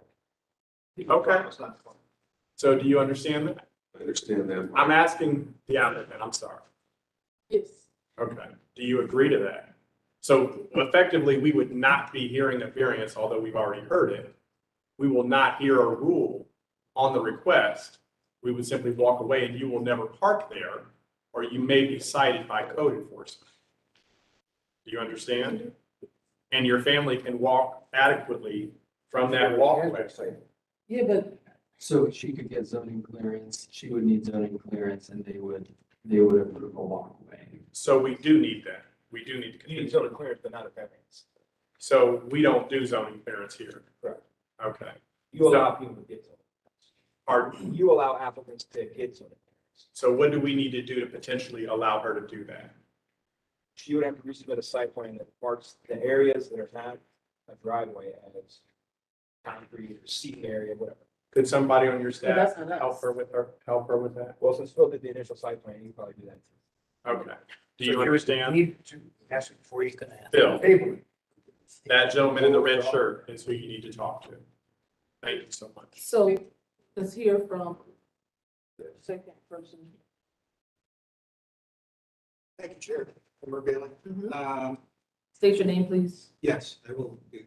Dave Paul, I chair the Norfolk Community Council Development Committee. And as you heard from Mr. Logan, we have been working with this applicant actually since June of last year, is when the case first came to our attention. Aside from a significant amount of confusion about, I think, what the applicant wanted to do, I want to just insert a comment here, and that is, it's not unusual for us to see that someone in the neighborhood has contacted a contractor and said, I'd like to expand my driveway. The contractor says, sure, I'll be right out. And in fact, it does get expanded and often in ways that do not comport with the code, certainly with no clearance. That may be what's occurred here. In any case, she made this application because she was cited for the driveway as you see it now. We were first contacted in June. We scheduled a hearing with our committee in August of last year. As we looked at the application, spoke with the applicant, spoke with staff about what the applicant had requested, it became clear that, to us anyway, that the applicant's expectations were not realistic, as you've heard. The original intention was to park 4 cars in the driveway. And that we were having some trouble, perhaps staff was as well, all coming to a meeting of the minds about what we were talking about, what the applicant was actually requesting, and what a constructive solution would be to the issue. So through August, September to October, conversations were ongoing, mainly with staff. I think we also spoke with staff and tried to gain some understanding of where things were headed, perhaps the kind of documentation that we hope to see. As we discussed, the documentation that we had originally was less credible, I guess, than the documentation you're seeing here today, but it left out significant pieces of information, such as where the property line existed. To make a long story short, as we approached our December 2021 meeting, it appeared that those issues were resolved, that we actually had a viable application that we could sit down and discuss. So I spoke with the applicant, shared with her again, as I had in all the preceding months, our committee's procedures to prepare for our meeting. To the question that was posed earlier, yes, we do ask our applicants to mail information to our committee members that includes the application itself, so that we understand what they're asking to do, who else might be affected by it, and so forth. And how many committee members are there? There are typically on our roster about 16 members that we ask them to mail to. There are as many as 20. There are as many as 25 members of the community council, but not all of them are seated on our committee. So the applicant is asked to mail 25 packets. Well, we'll say to the 22 members of the because Plus 25, I'll, no, 23, so total 45. 45 members? well, 45 males, 22 neighbors, sorry. okay, Excuse I'm me. sorry. 22 neighbors and 23 committee members. And I'll stipulate with that. I don't recall the number that's on that roster. No, that's okay. But yes, we asked them to mail the application materials. They don't need to mail the certified house number and that kind of thing if they choose not to do so. But our committee members, our hope is that the committee will actually study the information, maybe even drive by the site, understand what's around it and so forth, before we sit down in our meeting and actually discuss Is that what everything she does? the action request. Candidly, I think we're a little better than area commissions. I don't like that practice, actually, so go ahead. You don't? Okay. That just seems, Burdensome. that's very burdensome on, I mean, it's like asking a defendant to mail briefs to all the justices of court. I mean, it's just, I'm submitting an application to you, however many people you need to get it to, I think that should go to me, but that's not for us to decide here, but. And I will certainly take that criticism under advisement. That's been our practice for certainly the 12 years that I've been chairing the committee, and I would say the 20 years I've been involved with it in various ways. It's something maybe we should revisit, especially since now there are alternatives. In any case, it has been our practice. We, of course, require developers, commercial contractors, architects, and so forth. And generally, they don't find that burdensome. I understand how this applicant might have done, and some other homeowners might find that burdensome. So again, as we were approaching the December meeting, it became apparent that the applicant had not shared information with the committee. I meant to mention also, we do all. So let me interrupt you for a second, because I don't think that we don't need to hash the I understand. timeline of events. Yeah, we just want to get to your objection or support of this request. Okay, I will do that. At this point, our main objection to this body hearing this request or considering approving it is that this applicant, for whatever reason, and despite numerous attempts to do so and communicate with this applicant about what our committee rather requires in order to sit down with her and meet formal recommendation, did not comply with our established policies, leaving us in a very difficult situation. This actually evolved over several months, not just one meeting, but there were 3 meetings in which the applicant indicated they understood our procedures, were prepared to fulfill the requirements, but did not do so. With, again, no disrespect to the applicant, I was aware that there might have been language issues, cultural issues that need to be considered. So I've spoken with her on the phone, tried to make sure she understood the requirements, why the requirements existed, what we were actually asking her to do. Despite that, the applicant on 3 separate agendas basically failed to fulfill those requirements. Ultimately, in this case, you might even say is a little historic in the sense, I don't recall in the 11 years I've been chairing the committee, and even in the years before when I was a member, that we've ever declined to schedule a meeting with the applicant. But after these 3 failures, I made the decision that we should in fact do that the case should move forward for you to consider, but with a de facto recommendation disapproval from our committee in that we could not form any recommendation because we did not have the cooperation of the applicant. And so you were,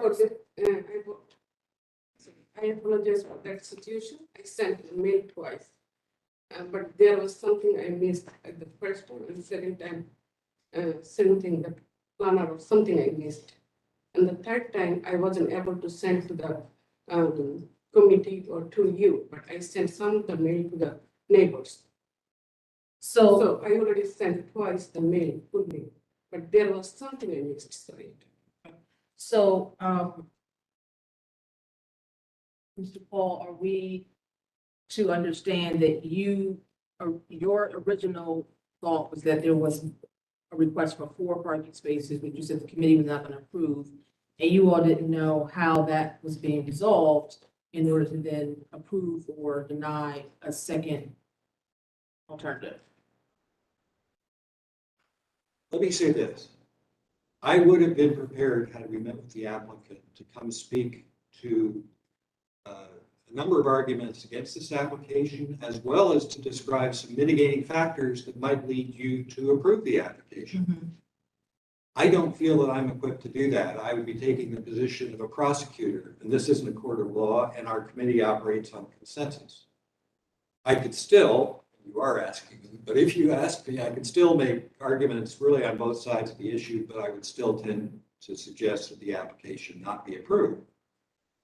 But as I said, we were unable to form a consensus because the applicant did not fulfill the obligations that we ask our applicants to fulfill in order to sit down and really understand what it is they want to do. Okay. And our position, or my position at this point, is we would ask you, in effect, to show that there are consequences for not doing that. For not cooperating with the system as it exists, understanding you've made a suggestion that we look at revising that system. Wherein an applicant should not be able to move forward and get an approval without meeting with the area commission, local community council, et cetera. I will add, though, one other thing, one other observation, and that is, even if you were ultimately to approve the variance, we'd very much like you to require that the applicant repair the tree lawn, where you may have noticed they've actually paved over a portion of the tree lawn. That may have been, again, the error on the part of the contractor, not the applicant. But that's not really an acceptable structure in terms of tree lawn. I understand it might be possible to get clearance for it, but that isn't really the way our neighborhoods do it. So. Triangle, you're referring to the triangle on the bottom there. I am indeed, thank you, yes. It's stacked. Contractor did it without, I wasn't present. Madam Chair, can I make a statement? Yes. So, Mr. Paul, thank you for your very diligent sharing of information. I am concerned, learning from your co-chair, that your committee in this process would even entertain inserting themselves in a property dispute and potentially even asking an applicant, one of your neighbors, to go through the process of doing a PIN survey, which is certainly cost prohibitive for people that have to get fences, et cetera. That is such an overreach, in my opinion, and I am very disappointed if that has been the practice or will continue to be the practice of your organization. Madam Chair, may I respond? Sure. Again, I think, I understand what you're saying, and yes, if we were to require that on a regular basis, that would be burdensome. Surveys are not inexpensive. I don't know that we've ever submitted that anyone had to get a survey, first of all, to come before us. Never submitted that. I'm only referring to what I've heard just today. The suggestion was made to the applicant. And I think we may have made the suggestion to the neighboring property owner who was concerned about the application and contacted us for more information about it. Believed that her property had been trespassed upon by this. I get all of that. Okay. I think our suggestion may have been to both of them that it'd be very helpful if they had a survey that established where the property line. And it was in response also to the hand-drawn site plan that you've seen. Again, the original site plan was even less, it was not dimensioned in a number of ways that were necessary for us to even understand what the applicant was requesting. So certainly that's never been a requirement, speaking defined as a requirement of our committee, that anyone expend money for a survey.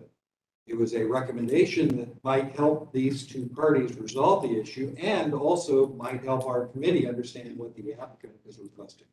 The fact that you've suggested that there might be language barrier issues, and if this applicant hears something from a chair and a co-chair, a person of authority, it may not sound so much like a suggestion. I will stipulate that. Understand which one. Thanks, sir. Thank you. Okay, so where we are now is, it sounds like the applicant is saying they're not going to park on the extension. And we have precedent for allowing neighbors who have already paved the area there to put a bench there, put a planters or something to indicate that there's no parking there, since it is already approved. I don't know procedurally, are we saying we're voting on this or we're not voting on this? To allow it as is with the proviso that they don't park on it? Yes, And I then guess, just withdraw it. so then, okay. You avoided it. So that would be you, ma'am, telling us that you're going to withdraw the request for the variance, which means that we're not going to rule on whether or not you can park there, because basically we're saying you can't. Are you okay? Do you understand that? Yes. Okay.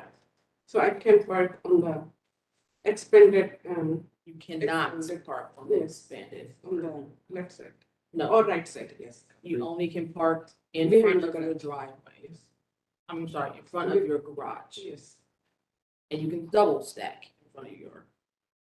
You cannot. What car? As it is now. As it is in the picture. You're telling me that people don't double park? in They front of do, their- but they can't.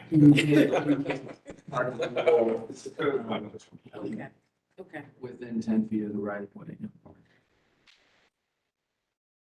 So this is a no-go, Madam Chair. We're not doing anything, but we need to instruct or encourage her to go how to get zoning clearance. That's right. So that she does not get cited for. Right, and that's what we said, talk with Phil, who you've been working with up to this point, to get zoning clearance.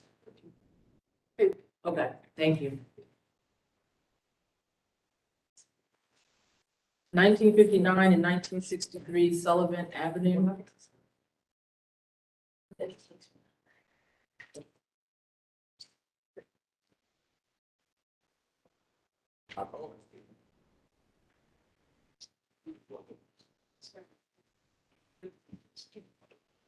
Want us all to take a break here? Or can we- Want us all to take a break? We can break. I can use the restroom. Are you okay, Sean? There. We follow your bladder. Whatever your bladder. 7. 7. No, 10. 11. Halfway there, a little bit there. Okay, state your name, please, when you've been sworn in. We are both sworn in. Can you, is the mic on, is the green light on? I don't hear you. My name's Fred Hutchison, I'm the architect and representative of the applicant. Okay. Hi, my name is Kenneth Coon. Great, thank you, Madam Chair. 1963 Sullivan Avenue is located on the south side of Sullivan Avenue, approximately 40 feet west of Nashova Avenue, served by the Greater Hilltop Area Commission and C4 Commercial. The two subject properties are developed with a single unit dwelling and an apartment building with ground floor office. The rear yard of the eastern parcel is paved, although without any configuration. The western parcel has a chain link fencing along all sides and includes slats on the rear portions of the fence. Surrounding uses include single unit dwellings to the west, north, east, and south, and retail to the north. The applicant proposes to change the first floor use from office to restaurant, add outdoor seating in the front and parking spaces in the rear. Variances are to reduce the minimum number of required parking spaces from 36 to 5, to reduce the percentages of the first and second floor window glazing, to allow chain link fencing, and to increase the parking lot screening height, and to locate the dumpster on the adjacent residential parcel. C2P2 state that bike parking should be incorporated into development projects. The parking reduction is reasonable given that the property is located directly on the transit line is in a highly walkable and bikeable area with available on-street parking. C2P2 also states that street trees should be provided with new development with guidance from the city forester. Staff note chain link fencing is not appropriate for screening, but acknowledged it is an existing condition. Planning Division is supportive of the received site plan, noting the addition of bike parking and street trees along Sullivan. Slats have also been added to the fencing to mitigate its visual impact from the roadway, greater consistency with C2P2. Traffic management has no comment, although in regards to the parking study submitted, the Division of Parking Services states that there is ample parking supply in the study area to handle overflow from the site. Greater Hilltop recommend approval, and the city departments can recommend conditional approval. Proposal is consistent with C2P2 and the property is located along the transit line. It's a walkable and bikeable area with available street parking and street trees and bike parking proposed. The conditions would be that any new and existing fencing would have slats or fabric to screen. The applicant shall provide 2 street trees in consultation with the forester, and the applicant shall provide 6 bike parking spaces on site, as is shown in the site plan, Madam Chair.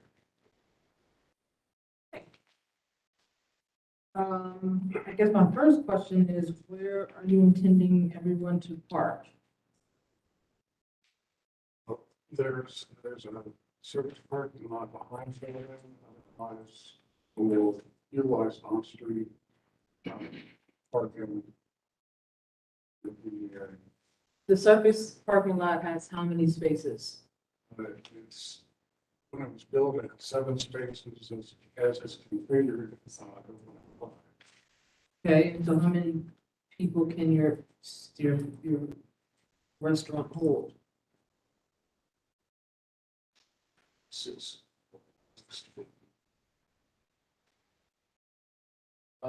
Approximately 50. You say 15 or 50? 50. So you're gonna need spaces for 20 cars? It's a, walkable area, transit available as far as vehicles. Probably 20 would be a reasonable expectation. And I guess that's what I'm asking is that, is there street parking on Sullivan, Yes, both sides? yes. Not, it's only on the side, but the other car lots on. There's currently no parking. And then is there street parking on, I can't read that street. Shovel. Yes.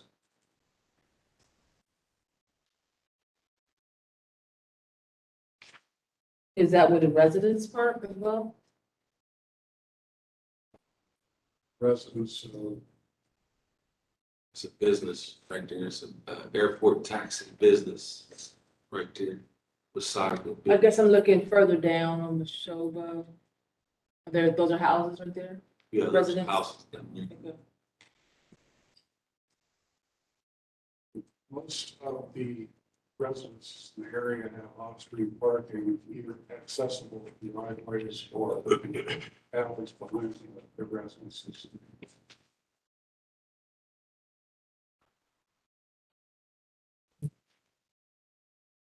Okay, other questions? So on, yeah, on the 1959, where the restaurant's gonna be upstairs, there are 2 units, is that correct? How do they access? There's a door in the rear of the building. Allows access to the stairway. Okay. Sir, can you speak up? I can barely hear you.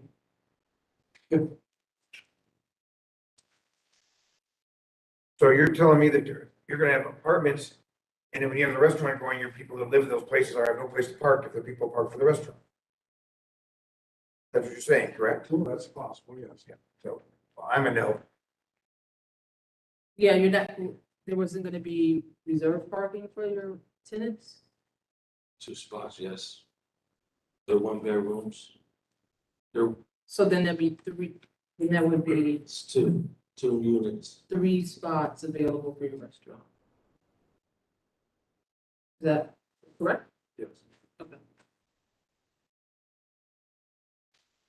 3 parking spots for a 50-person capacity.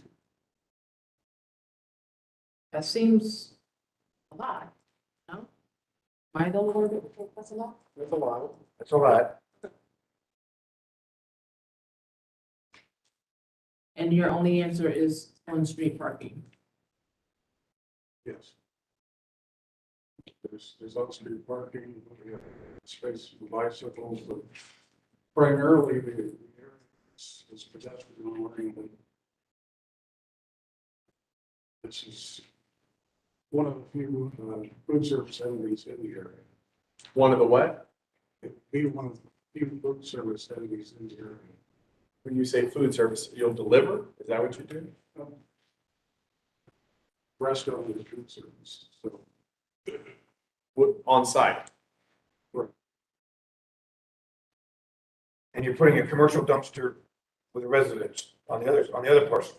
So the residents of that parcel are gonna have to all the commercial dumping too. I own that property right there, sir. Well, you own it, but the people that live there, My son lives there.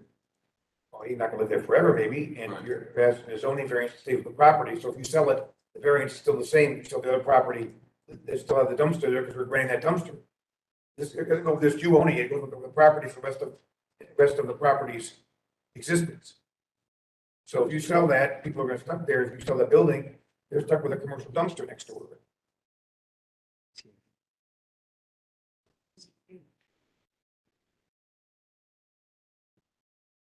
It's a pretty intense ask. And what we're saying is it's a lot of parking that you're asking us to vary. And we would really hope that you'd have a better solution to present to us so we could say, yeah, that's plausible. You know what I mean? There's a, like a locksmith across the street. I don't know if that pertains to anything, but Everybody, that's like, there's a taxi place right beside it, everybody parks on the show right there, there's a locksmith right across the street. And it's gonna be a diner, I'm gonna be open, well, was gonna be open from like 6 to 3 or something, 6 to 2. So it's pretty much gonna be like the workers in the neighbor, like there's a steak facility across the street, over 1,000 employees there, where do they eat at? McDonald's and all that down there. So those are the kind of things we need to hear. If you close at 3 o'clock, Yes, there's sir. no impact really to the neighborhood. Oh. We understand things like that, but the case isn't being presented to us, so maybe continue talking so you can maybe get somebody else on board, you know what I mean?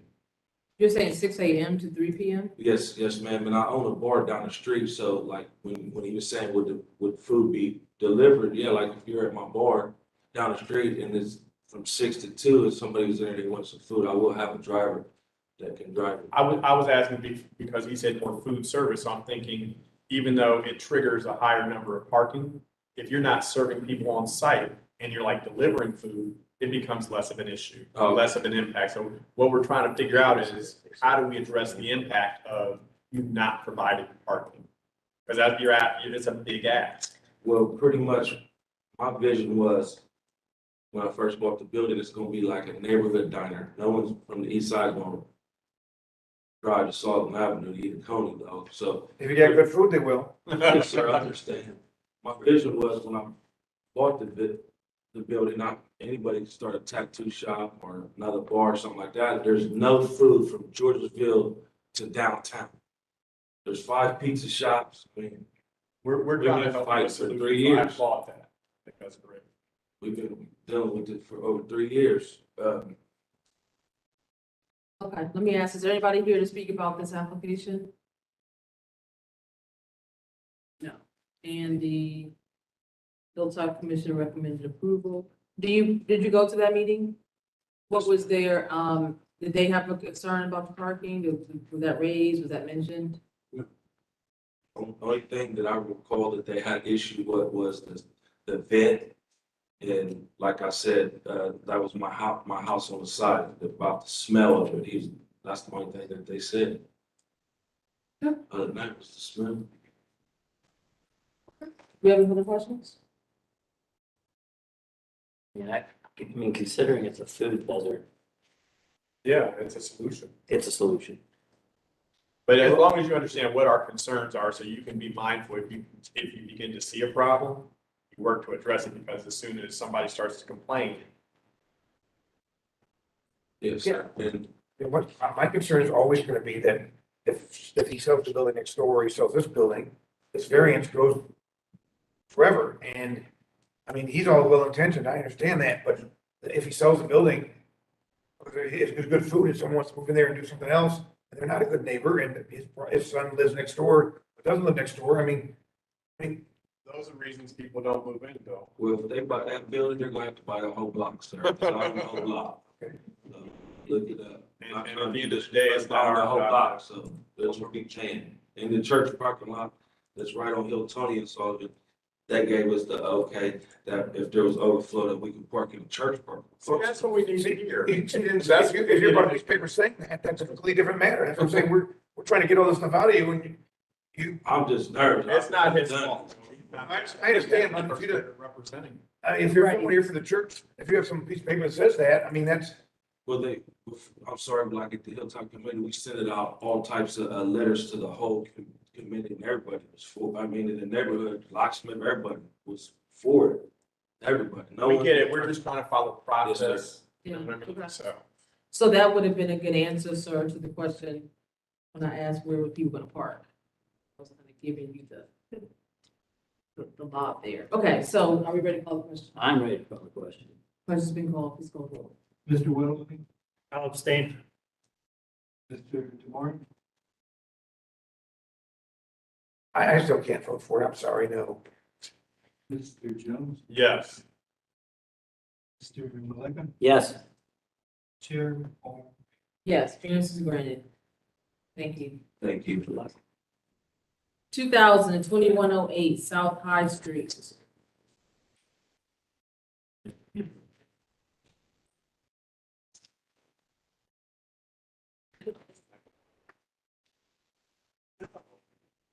Bump over Mr. Okay, state the name, really been sworn in. David Hodge, attorney for the applicant and property owner, and I have been sworn in. Trustee McAllister and I have been sworn in.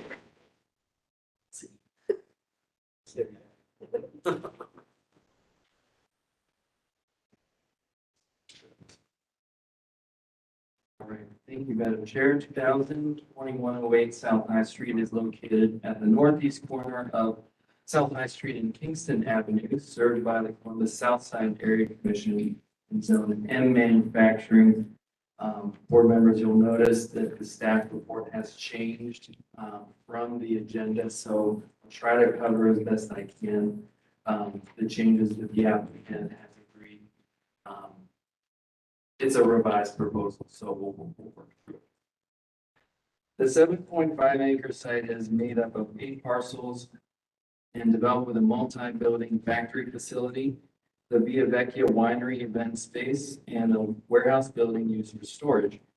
The factory facility to the north, which was built between 1880 and 1930 and totals 223,000 square feet, is currently occupied by Fortner Upholstery and Light Manufacturing tenants. The sites can be accessed at multiple points along South High Street. The factory's existing parking includes a central courtyard, access through the underpass, and a parking lot to the south. There are multiple existing dumpsters located between the buildings and the railroad. In October 2019, the winery at 2108 South High received BZA approval for a reduction of parking and loading spaces, which is now made invalid by the new lot split. Surrounding uses include industrial warehouse centers and other structures to the west, vacant industrial land to the northeast across the railroad, a commercial warehouse to the south, and a retail and event space owned by the same owner to the south. The applicant proposes to split the parcel with the winery and combine the western half with all the parcels to the north. I will clarify here that the lot split is the goal of this proposal. Lot combination with all these parcels to the north is being done at a later time. The applicant also proposes to renovate, repurpose, and add commercial tenants to the factory facility to legitimize some existing conditions and rearrange and add parking spaces for both resulting lots. The applicant alleges that they will provide an additional 320 parking spaces across South High Street on a separate parcel that is owned by the same entity but not part of the application boundary. It will be connected by a vehicle and pedestrian underpass underneath South High Street. The original application, which included variances on Lot A for parking spaces, dumpster screening, and a parking setback, are not being pursued at this time. The variances are to allow maneuvering, aisles, and parking spaces for both lots to cross parcel lines, to not provide shade trees for Lot B, which is a smaller lot, to reduce Lot B's parking setback from 10 feet to 5, to reduce Lot B's minimum number of required parking spaces from 197 to 10, to not provide a loading space, which is carried over from the BZA case that I mentioned earlier, to not provide clear vision triangles for Lot B's parking lot, as they have no access, except maybe to the south. And to reduce Lot B's minimum building setback.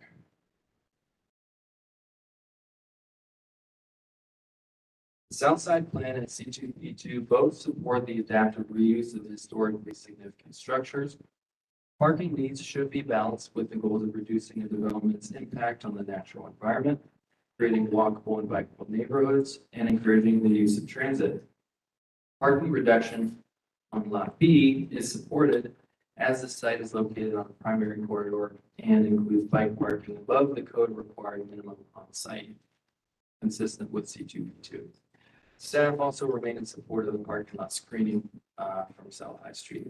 Traffic management has no comment regarding the lot split that will create parcel B, but reserves the right to impose conditions on the future BZA application for the lot combinations. Parcel A. Columbus Southside Area Commission recommended approval of the previous version of this application.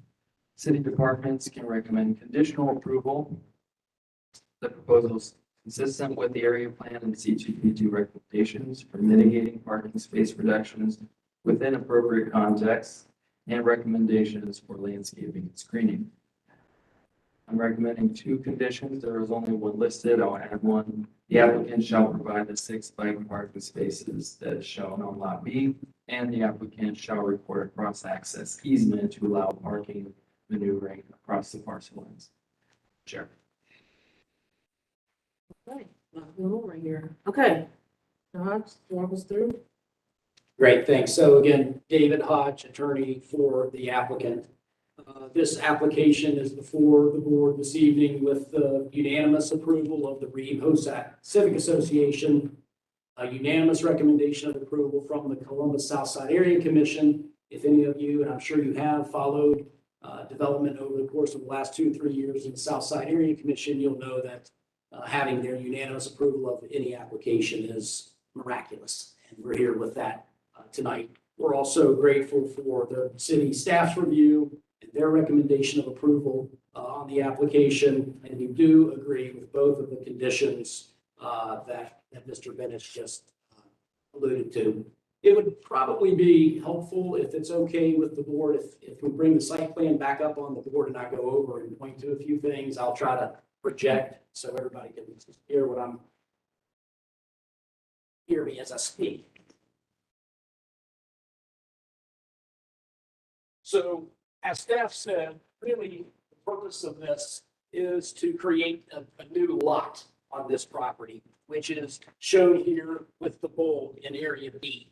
It allows that lot to be split out and then ultimately owned by a group called City Winery, who is a national operation. I don't know how many cities they're in, Justin. 12 cities. They want to be in Columbus. They're coming here to this space. They don't want to rent. They want to own. So we have to create this complex lot in order to accommodate that. That's the Vecchio, right? It's the Vecchio now, and it'll ultimately be City Winery with an outdoor area and the stage, patio space, et cetera. As staff mentioned, this property developed before zoning existed, and so it's, you know, we're automatically here, kind of a square peg in a round hole, trying to bring this up to 2022 standards. So that's the basis of this. This is also the first of at least 2 applications you're going to see on the balance of the property, including everything up to the north, and then, as staff mentioned, some parking over on the west. I wanted to show you that, especially, I saw you talk about how interesting that is, and it's very fascinating. So let me show you the other plan. So again, this is the total property. You'll ultimately see some things going on over here too. This is the property that we're talking about. This is the balance. This is another property that they own on the west side of High Street, which is ultimately going to be overflow parking that connects over into here. And it's connected by a viaduct.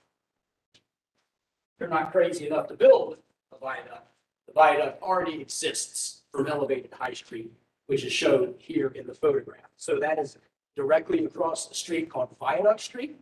You'll get into that parking lot, you'll cross Viaduct Street, you'll come through this viaduct on a new sidewalk that'll go in through there.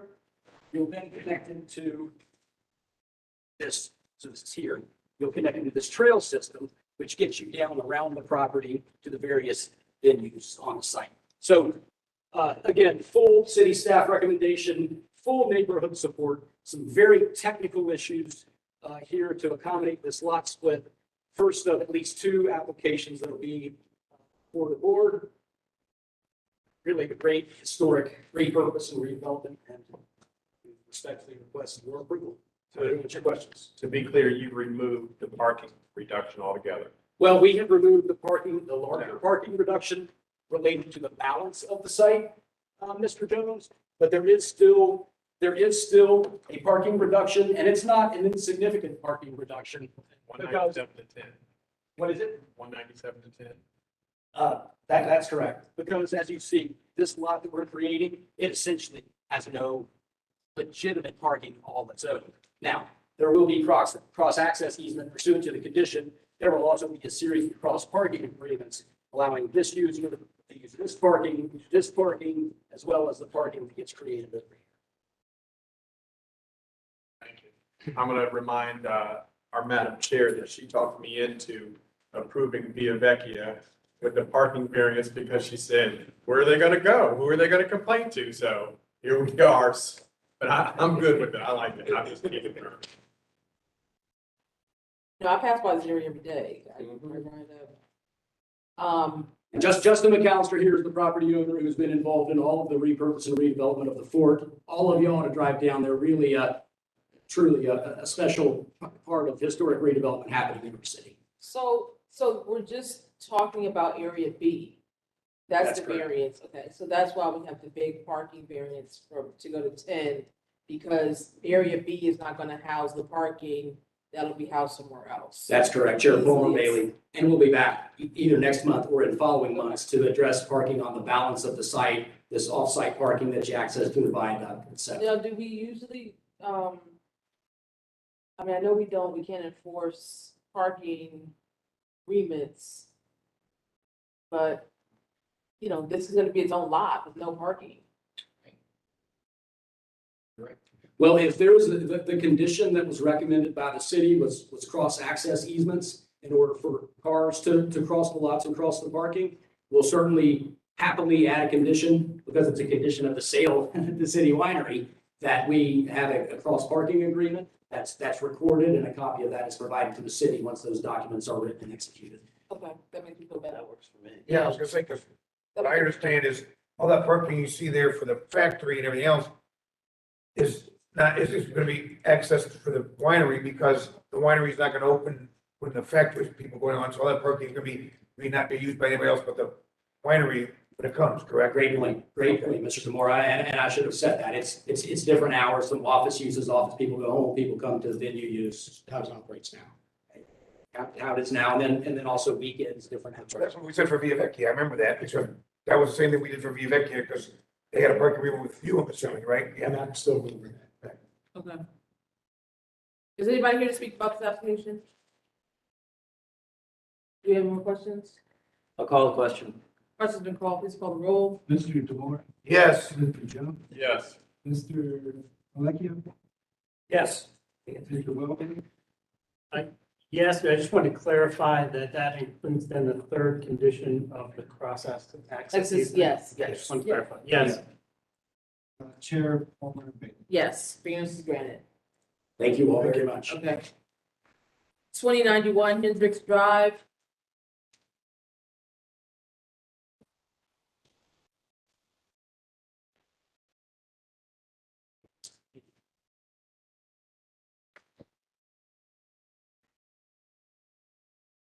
Not Michael Shannon. Yeah, so you don't look like Michael Shannon. He's in Florida. So I don't know. But his table doesn't make him come back. Right. Okay, state your name, whether you've been sworn. My name is Harry Zartman. I've been sworn. Okay. You are a lawyer in their firm? Yes, my law firm represents the applicant. Okay, thank you. Okay, 2091 Hendricks Drive is located at the northwest corner of Hendricks Drive and Federman Avenue. The site is zoned M manufacturing, and is within the southwest area. The 0.89 acre site is built with two 5,000 square foot industrial buildings. 435 feet to the south are single unit residential. The applicant was cited for processing butter inside one of the buildings. Butter processing is a use which is allowed in the manufacturing district, but is considered a more objectionable use. It requires a special permit. Further, the applicant is requesting a variance in addition to the special permit to allow a more objectionable use to be located less than 600 feet from any residential zoning district. As I stated before, the residential is 435 feet. The request of special permit is at a location recommended for light industrial in the southwest area plan. Division of Traffic Management has no comments. The Southwest Area Commission recommends approval of this request. And as stated in the Southwest Area Plan, the requested special permit is at a location recommended for light industrial. And the use is consistent with the area plan recommendation and therefore supported. In addition to the recommendation from the Southwest Area Commission, I do have a letter from the Area Commission Chair, Patty Spencer, regarding the use and take submissions. That, Madam Chair, I'll come back. Anything to add to the application? Yes, please. Thank you, Jamie. As Jamie said, we are here in response to a code violation. So we have filed an application for a special permit and also an area variance. The special permit is requesting us to allow the butter processing, and then the variance is requesting to reduce the separation from that of a residential district from 600 feet to 435 feet. This is a business that has been operating on the site for about 5 years. If you saw on any of the zoning map or the aerial that Jamie showed, this is a decidedly manufacturing park on the street that we're operating on. It's full of warehouses and trailer trucks. So those are the neighbors that we have within this manufacturing district. All right, the special permit that we're asking for is, it says, to grant a special permit for fat, grease, lard, tallow, and manufacturing, rendering, refining, or uses. That's a pretty broad thing, and it does sound, oh, hey, maybe that is objectionable, but I wanted to put in context exactly what's going on within this building. It is a butter melting facility. They buy butter from Land O'Lakes or whoever that can't be sold to grocery stores.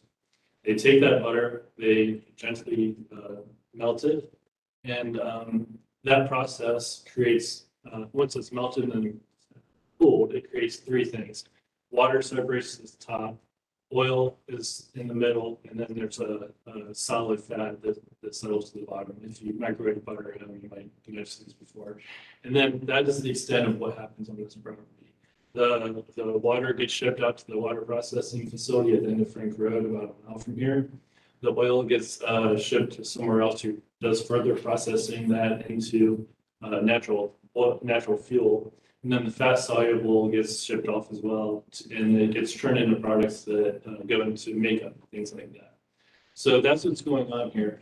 The temperature is low that it takes to melt butter. It doesn't even reach 220 degrees, which is what is needed to boil water. So it doesn't even get to the point where water is not being turned into a gas and going into the air, let alone are any of the oils also doing that, because they have a much higher boiling point than water. You might recognize at home using olive oil, it takes about 400 degrees before anything gets projected into the air and you get that smell. Nothing like that is happening here. We're just melting the butter and cooling it down and shipping out those three byproducts to different places. Again, they've been doing this for about 5 years. It's a small business with about 20 employees. We had 3 meetings with the area commission. They had 2 full meetings and also 1 on-site visit. It's open to everyone, but Patty Spencer, the chair of the zoning committee, came, and she. I'm very grateful that she sent to Jamie her comments, because I think it's important here to have an impartial third party represent that. In her own words, I'm satisfied with that. She was inside and did a tour of the facility. I'm satisfied with everything that you have been doing here and are currently doing. Everything you're doing here currently set no red flags to me, and I'm very impressed with your operation. We have. So right after that, you're talking about some smell. Is it so the smell's coming from somewhere else? That's. There is no smell. So, oh, are you talking about the other part of your letter? Yeah, the letter. So that's why I want to. I was going to mention that later if it came up during, if anyone had some opposition, but I'll be happy to do it now. So the smell that comes from this is what you would smell with melting butter. That something you might smell in breakfast when you're putting butter on your toast. That is the extent of the smell. I was there. I actually didn't smell anything. I didn't notice any grease or anything like that on windows or anything like that. So that is my impression, and Patty had a similar one. With regard to what may be smells somewhere else, between us and the residential developments to the south is I'm not suggesting they're doing anything wrong or anything zoning compliant, but they clean tankers is what happens there. So Oil tankers? All kinds. So I mean, I've not seen it, but my client tells me that, I mean, there's everything from oil to animal parts or something like that. So they use chemicals and things like that to clean out the insides of oil tankers. So if there is any suggestion that a resident in that neighborhood might be having any negative effects, they could be from anything that's in this manufacturing district, a water treatment facility just a mile away. There's a lot of things that are going on. I would say if anyone specifically smells a butter smell, then yeah, that's coming. Again, I was there. I didn't notice anything. Yes, sir. Which one's the property on this map? This one right here with there. Oh, that one, right there, okay, and it says 435. 435.6, that's the nearest. Okay. So it's crossing rural highway, across No, my way. main road. So there was one vote against Yes. from Southwest area. What was that reason? Do you remember? She was not, she didn't quite understand the process, and I think she was, I think that was just didn't quite understand. It was, everyone else on the whole body showed overwhelming support. There was near unanimous approval. And then that was my only explanation. She did not quite understand it. Very fortunate to have support of the area commission and also the planning department, recognizing that this is a use that is complementary to the land use plan. I'd be happy to answer any questions you might have, but I believe this is a clean application and we appreciate your approval. Is anybody here to speak about this application? Please come forward, sir.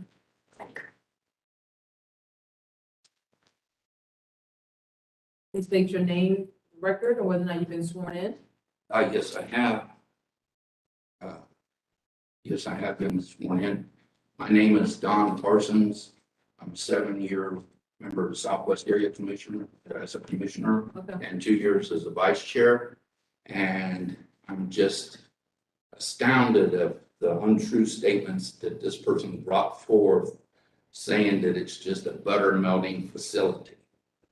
What the person is actually doing is he owns a septic tank pumping company. He pumps grease traps at restaurants. He's into the business of retrieving fat oil grease that's sewage and bringing it into this facility and rendering it. And there are terrible, horrible smells that cause my family and myself horrible health problems. And because it even causes you to lose your voice. It causes mucus in your head so bad that your head just gets full of mucus and you can't hardly breathe. I have proof in this folder of the bio of the owner that they're manufacturing biofuel, biodiesel. They're manufacturing biodiesel fuel from fat oil grease, and the butter would be part of a grease, but it's not just butter. They would try to make you think it's just a clean food product. It is not. The fat oil grease is tainted from food particles that decompose and rot and smell like sewage. So we get a sewage odor. Oh, I have some, which you can hand out to please. Where did you get this information that they're doing all this? Is this on their website? I was the commissioner that turned them in originally for running a biodiesel facility. Patty Spencer had to do with me and my mother being removed as commissioners. When you say turned them in to the EPA? I turned them in to the city of Columbus and the EPA. Patty Spencer is a bad commissioner. And I can prove beyond a shadow of a doubt that I have written documents here that the Chuck septic tank cleaning was boasting. See if I get my glasses off here. What did the EPA say? Well, the EPA said that as far as it goes is regulatory stances, they have to be written in law by the state of Ohio. The city of Columbus, when it comes to the standards in the city, that's something that is not or not year before. Right, sir, that's why I'm asking, what did the EPA say? Well, the EPA, can't do anything about, they can't protect Columbus's air quality, even that Columbus has an agreement with them. So the Ohio EPA absolutely inspects places throughout central Ohio and Columbus. And, But, I couldn't get them to go over there. well, there's a reason. And that's what I'm trying to get to. Why would they not do that if this is? Well, I think we got some, problems with the state. I think that the director of the EPA needs to be contacted. I'm talking about the head director. I did talk to Pete Whitehouse. Pete Whitehouse pulled the employees off of it. There were inspectors. We have a massive scam problem going on here, and that place stinks to high heaven. You remember the old rendering plant that used to be in South Columbus? Well, when you render the rendering process, you're rendering fats, oils, and grease, and especially sewage tainted fats, oils, and grease. It stinks horrible. So this is, you're saying this is a septic tank? The person that owns this business is Chuck Lang, or Charles Lang Jr. And he's posting on this bio that was, I believe it was written in 2017. Basically, we caught him when he basically had installed, I also turned this into the city of Columbus as a code violation. He illegally on another lot installed huge fueling tanks without a building permit. He still has no permit. That's still illegal. Basically, it's in this here bio, it says his opinion is, I just don't let anyone tell me I can't do it. That's pretty much his attitude. And then here on the next page, I highlighted it, it says, so the company headed in a different direction, drain cleaning, that in turn led to cleaning grease traps to collect fats and oils for conversion into biodiesel fuels. When you see opportunity, you just take it. So you're saying that's what's happening? That is absolutely what's happening, because he's got the storage tanks on another property, and the code inspector that I know very well, because I was a commissioner for 7 years and vice chair for 2 years, and was undermined by some people on there that's running it now. Basically, this is close to our house. It's just southwest of us. We live to the northeast of this in a residential area, and the wind blows mostly out in southwest. And prior to this, they approved a junkyard against that I also turned in as a violation, a code violation. These were already in the works for years, or several months. Let's put it that way. Let's stay on this one. Okay. What I understand about what the gentleman said earlier is that, yeah, they do separate the water from the oil and from the fat. That's part of our rendering process. Right, but they're not, but they're not converting it to biodiesel fuels on site. They said that they're sending those away. No, they manufacture the biofuel right there, and they put it in the fuel tanks at another lot. Okay, well, we'll ask the applicant to speak to that. And this is why that I came here, because this is absolutely a horrible health problem, and it does stink to high heaven. Can you imagine the greed of a person that is so greedy for money that they would do such a thing in the middle of a pandemic when people are dying and having breathing problems already? It's absolutely horrible. And Patty Spencer, she's wrong. Okay. Thank you, sir. Did you read my statement on the very front?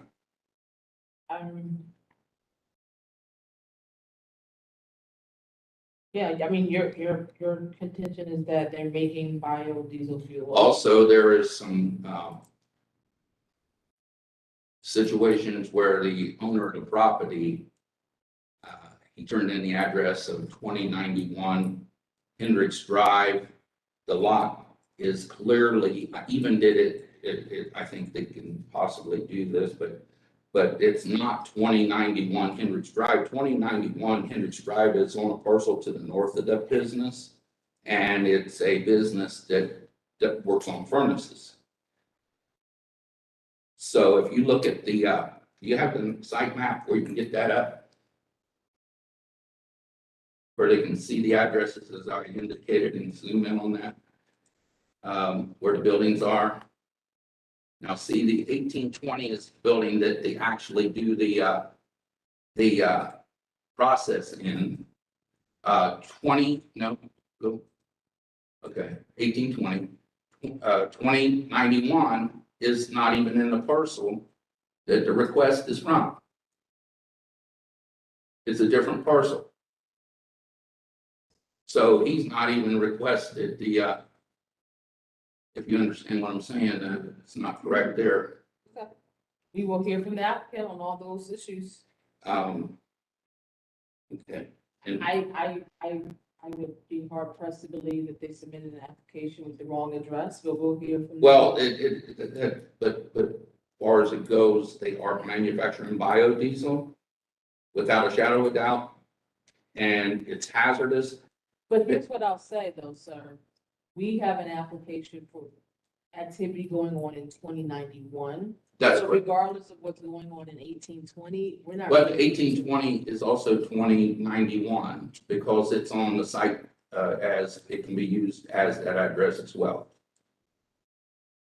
Yeah, this is the building, and Eric and I have discussed the difference in the discrepancy in the addresses. You can, Okay. this is the building where the operation is. Okay, so that's. I'm in Simmons. And as far as it goes is I'm opposed to the person requesting a any less than a 600-foot setback because all those people that's in them houses, when the wind ever blows that way, they're affected by this horrible odor that comes from this place as well. That whole housing project, there's a new housing project And there. you live in there, sir? I live on the north side of Frank Road to the north. And it stinks so bad that we absolutely. Sure, if we're bothered by the smell, I'm surprised there aren't a lot of them out here in this audience. Well- Complaining, because that's what they usually do if there's something like this. Well, you gotta understand, we're in the middle of a pandemic yet. I mean, might be coming out of it, but it restricts people from being able to be normal. Well, we get emails from lots of people that can't come to a meeting, and I read every one of them, and supposedly no one submitted an email because we didn't get any turned into our package. Well, I can guarantee you that what I'm telling you, you can take to the bank. I've told you the absolute truth. I was a commissioner with the Southwest Area Commission for 7 years, vice chair for 2 years. Even our chair, it shouldn't even have been Senate because even Felicia Jenkins is the chair of the meeting. She moved out of the area and hasn't been legal as a chair since September of last year. And that's a problem because our bylaws What are say, you doing here right now? I don't understand. Well- Time has expired. okay, but what we have is a major health problem You've mentioned that several times. for people in Columbus. You've mentioned that several times. Okay, So thank you. all right. Is there anybody else here to speak about this application? Okay, sir, I'm gonna ask you to have a seat and then tell the applicant to come back up. All right. For the record, at the last meeting, did the city attorney advise that we're no longer allowed? Correct. He did not do that. No, you did? Okay.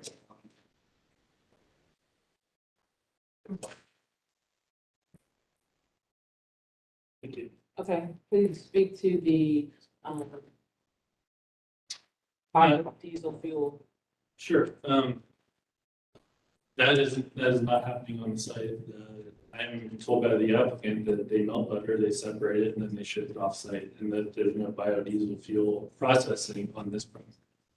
Regardless of whether this applicant and other properties where that does happen, that's not a point of this application. So are you doing drain cleaning, or I mean, how are you getting the butter?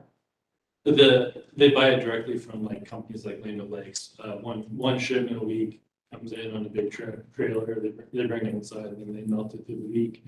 And then they take the This is byproducts. used butter, or this is? No, it's like unsellable butter, like something happened in the factory happened, or it got too old or something like that. It's like, it's kind of recycling old butter into like good products. So you're saying recycling, and that's a concern. Is it fresh, unadulterated butter or not? Yes, it's fresh. It comes in Land O'Lakes packs. Okay. So it's, and But again, old butter does smell. I do know that, but so are you saying that there is a smell coming from? I have not experienced the smell myself. The applicant tells me if there is a smell, it smells like melting butter. Not rancid butter, not burning oil, anything like that, melting butter. there's a big difference between a grease trap Right. sucking out, which I know that smell from working in restaurants, to melting butter. So it's not recycling grease trap. Right. Yeah. Okay. With respect to the address, if you want to hear it, the zoning code violation, the auditor's records, and also the Columbus CSER records, they all call this property 2090. So that's the address. And is the EPA required to do, well, I guess not. The EPA did come out, I presume in response to this gentleman's complaint over the years, and no EPA enforcement violation. But are you regulated by the EPA? I'm not really sure about that. All I know is that they did come out once or twice in response to some complaints, and there were no. Are you regulated by the FDA? FDA? Yeah. I mean, are they? I'm not sure. I'm sure there's some.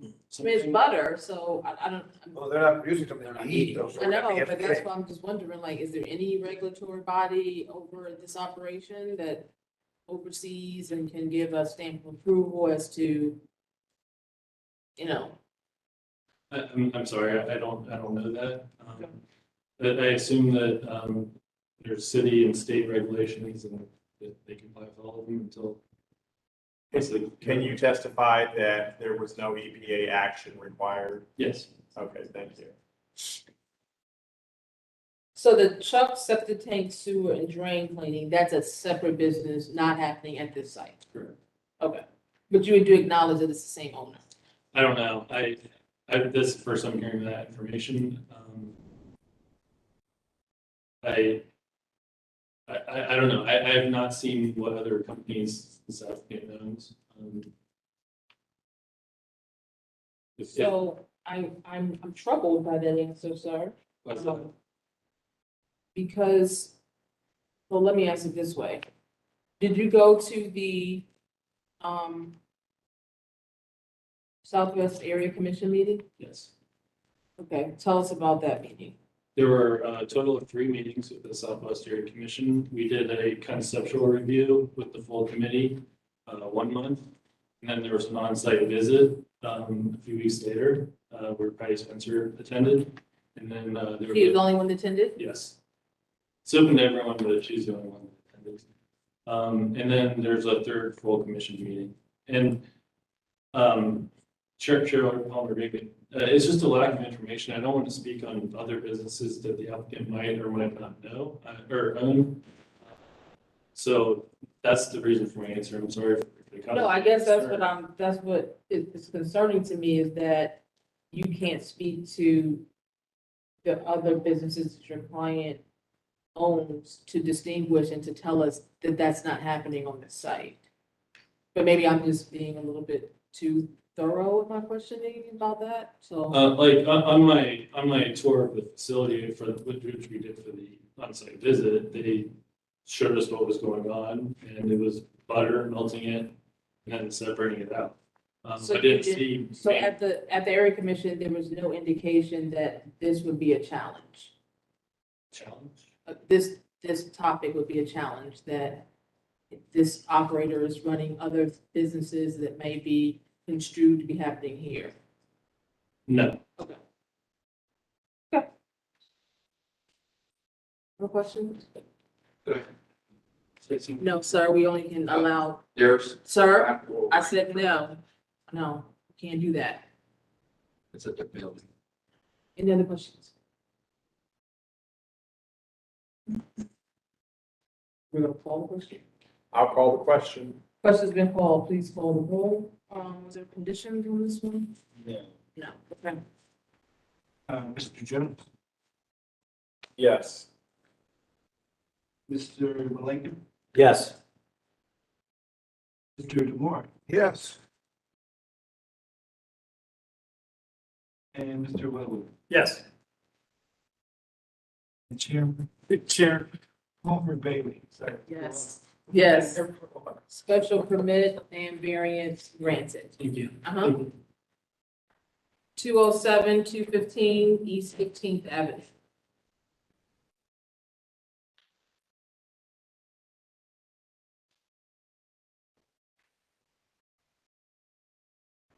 Good evening, I'm Sarah Beckert, I'm the architect for this project. Okay, you've been sworn in. I have.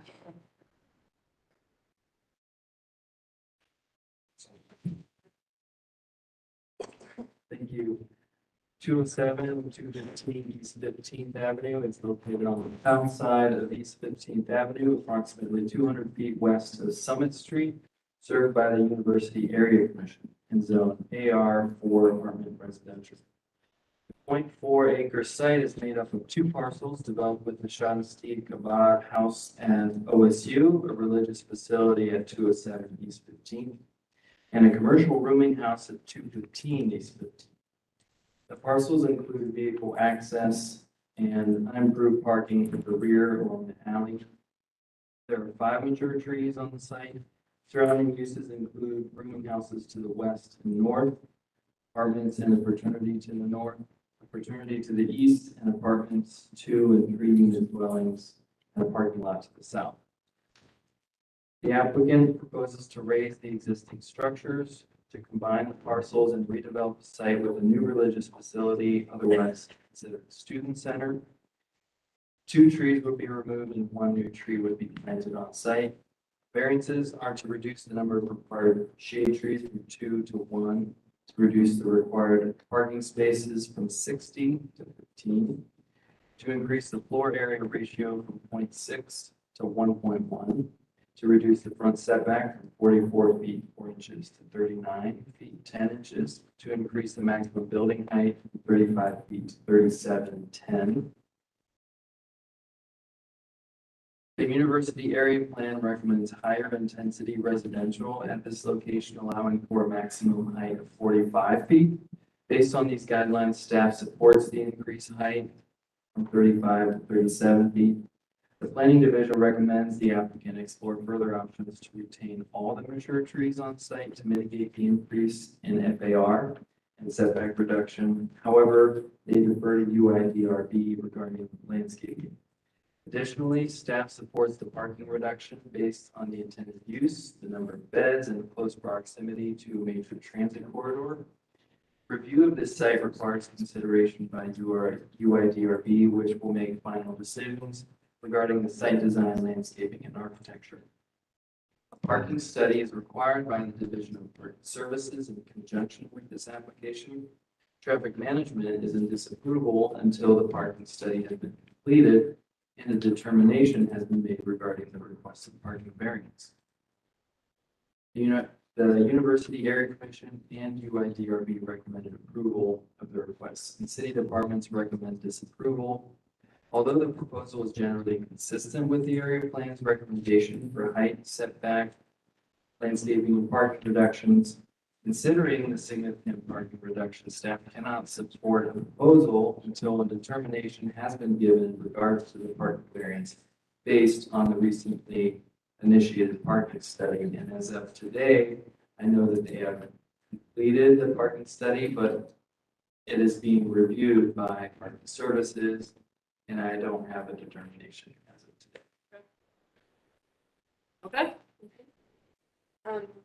So just in regards to parking, the parking study that we completed did indicate that at the weekday AM, so you guys are familiar with the parking study process? Yeah, I don't trust them, everyone they do, but go ahead. So I just want to give you a quick summary of that, and then I'll fill you in a little bit on the project. Worst case scenario was weekday AM, 93 spaces available. So that typically was, we had 200 spaces available on weekend mornings and evenings. Available where? Where, on campus? Yeah, where's? So this is on East 15th, 2 blocks east of High Street. And our study included 13th, 14th, I'm sorry, I'm going the wrong way, 13th, 14th, 15th, 16th, between Indianola and And High Street, when you're on Summit. Indianola. There are parking Indianola spaces? and Summit, yep. When? I drive by there every day and there's no. So there are parking zones now. There are meters. On 15th, for example, Can you show us a diagram? I mean, I think if we have this. I thought you had. On campus. I do, on my laptop. Yeah, Victoria Road, there's never a parking spot. I mean, I don't know that I You can't park on streets for football games. Typically all look at on a big board, you know. Yeah. Okay, go ahead. with parking That's center. okay. So anyway, This when the kids were in school. these are. They took spots when no kids were in school. That's when they did the parking survey. I- Like last week, when they were on spring break and no one was at school, that's when they did the parking survey. Because there's never that many spots on campus, and I'd rather every day of my life. Okay, well, timing may have been wrong then, but yes, we did it to get inside. I didn't realize. You did it last week, when on spring break in Did campus. it Friday and Saturday. Yeah, there's no kids there. Of course you did. There's no kids on campus. Okay. Well, I guess we didn't realize that. Last week was spring break, they didn't come back till Sunday. So, The parking okay, studies were. well, here's the other thing. UAC, UIDRB fully in support of the parking variance because of the transit, but also because this is a religious organization primarily in support of students who walk. This program has been on this site for 31 years. This is the third or fourth generation of kids that go to the Chabad on campus. It currently supports the same programming that it will support in the new facility. Obviously, their reason for expanding the facility is they'd like to grow that programming. However, because it is an Orthodox Jewish community center, the program directors, the rabbis, and most of the students do not actually drive on the days of the events, which the big events for this religious facility are religious events. So we did the parking study. Apparently, we did it the wrong time, and I apologize for that. Well, maybe you did based on what you just said. Yeah, They would be driving there on Friday and Saturday, but they don't drive. they don't drive. Right. And that's why UAC and UIDRB are in full support of the parking variance. Understood. In addition to the fact that this is in the University Area Impact District and they are actually, pro low parking. But that's Yeah, not they really. get paid for it, main- unless it's students, Ohio State got to pay extra parking because they sold it to the university, but don't get me started on parking. So hold on a second. You're raising the building and Raising two buildings. and creating it back. What are your parking needs now? So, I guess the existing house is 4,000 square feet, including an unfinished basement, and we have to include unfinished basements in county parking. So it would, I mean, I guess I didn't do the ratio for the existing facility. What they have on site now is 8 spaces. They have 8 spaces now. I've never been there, even on Sabbath meals where those spaces are full. The time that they use that space is when they're getting food deliveries to prepare for those meals. And is the only time this building is going to be, you say, serviceable or in use is Friday and Saturday? Is that what I'm hearing? So they have like Tuesday taco night. I mean, they have programming for students throughout the week. A lot of their students, this is their home away from home. And they walk from campus, it's 2 blocks east of High. So it's actually harder for them to go get a car on the other side of campus to drive over. Since it's so central, and that's actually really important to them. The current location is super important to them. We recognize that this is a block within sort of a block of fraternities and sororities and larger buildings. And this is a place that they've been for 30 years, like I said, multi-generational. So that was part of their story and part of their reasoning for staying here. So I guess, let me hear from, traffic management on this. The study has to, Division of Parking Services has to set forth a determination. So do you usually take into consideration what the applicant is saying about this is a religious facility and not gonna be, I mean, does that go into whether or not you approve? So Division of Parking Services is a different division. We just, even though you guys call us traffic, we're here to represent all public service. Right. So we take their verdict on their review of the study. We aren't included on the review of the parking study. So our stance right now is that it hasn't been reviewed. There's nothing to provide back. Yeah, they took it when the students were on campus.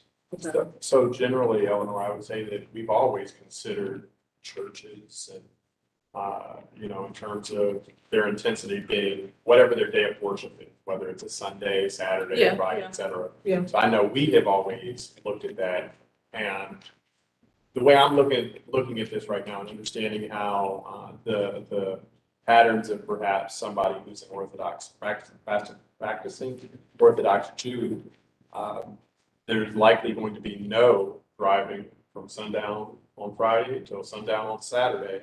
And it is on campus, which we know is a lot of a walkable activity. So I thank you for sharing that because that was not clear.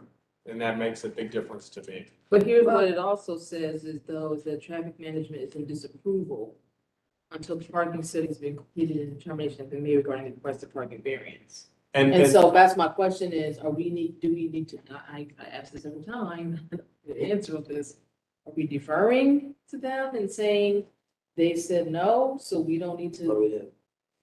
I'm not. I mean, that's not how I'm going. My thing is always indicated though, the code starts going to say it's always just our recommendation, our review of the process. I mean, we supported parking variances and you guys voted against them. So it's not, I don't think it's one ahead of the other. It's just that we don't have the information. I mean, you're on your own in the determination. There's no approved parking study. Yeah, but sometimes traffic manager comes back and says, we want a curb cut, or we want this, or we want a right of way. Well, this is definitely not an access question. This is solely a parking question. I mean, I'm sure our colleagues are probably working on it. They want to provide a summary, but also that's not, I mean, that's just, it was just submitted last week or even this week. And no disrespect to you, but he's basically saying whatever traffic study they do, whether it's on Friday and Saturday during spring break, that's what they're going to rule. Yeah, that's what it sounds like. Well, the traffic study is different. from parking study. I don't believe in any traffic studies unless I'm doing it myself, so. I mean, parking study. Parking study. We didn't know you were in the business. Whatever study. Someplace I drive every day and I do my own parking study. Is it legit? More legit than doing one on spring break when no students are around. Okay, so let's bring this to a decision point. Did I already ask, or did anybody want to speak about this application? Okay, no one's coming up. So, I'll call the question. I'm gonna yes. okay, so question's been called. Call the roll, please. Mr. Maleka? And specifically because it's a religious facility and what Michael had said, I'd say yes. Mr. Weldon?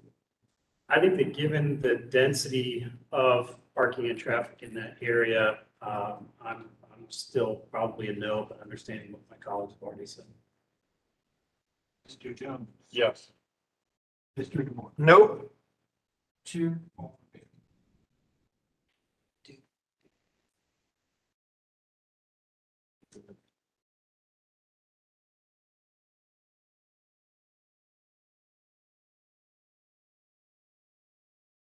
Family, yes. Answer. Take a break, please. Break. Oh, yeah, we take a 5-minute hygiene break, please. I really didn't. I'm just afraid by nature. Don't we? Well, I try to do everything by the book, so I never let this one break. No worries. And traffic did say we had to do the study regardless of our circumstance. Nothing to do with you, just me being me. And parking. And parking, yes. Let's stay. Stay over. Yeah. No, So one thing is- Yeah. Ridiculous people. Citizens are paying this, that's $300 things.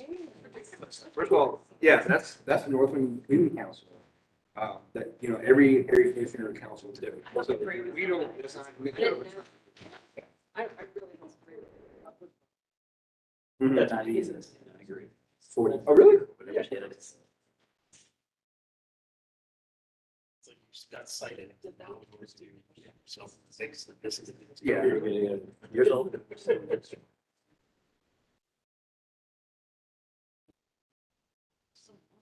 Yeah, but if you notice, like,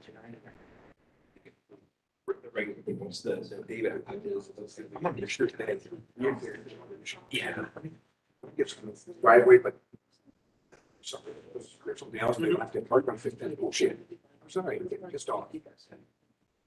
Sure. Well, we try. But you realize people move out, but hey, for a restaurant, so we just give a parking variance. There's no parking. It's no parking. I mean, you know. They can put housing there, they can put housing in there. They put housing there, they have no parking for anybody. The evidential things, we'll just sit down, come, we'll just think 5 years from now, or 10 years from now. I mean, that's the whole thing. I mean, that's, people are giving these charity parking variances. You know, I mean, that's, Yeah. you know, I mean, 15,000, parking study done on weekend with all the college students there. There was never a parking spot on 15th Avenue, except during football weekend, the toll side is so hard, like, that years, but I didn't know. You get totally different commissions are different. I mean, it's such a curious thing. City sponsored, community council, they're independent, like, most of the city, the areas. The area commissions get funding from the city. Yeah. We see this, though, I go to campus on Friday, two of those students, of course, they're playing off basement park outside, the other campus right down, they're doing this block park. So unless it says, I mean, it's just density, you know, always, there's some false to the, we need to hear commission, area commission, that's a city organization. So like Northwest Civic Association or something. No, I can't, we've actually something bad. Because they. Yes, that's the first that's ever happened. It's not ever happened, I thought, yes, well, they didn't. I said, I've been on the board, never. That's first. We've adopted one of the. We need to state it's during the does that stuff. You're not knowing it. It's different than like say in some close house. Solid group that has. Very. Where's it? Those guys, there's some messy property. Like that. Sure, that's really Schumacher, they say her. People look on. Two things here. They're there.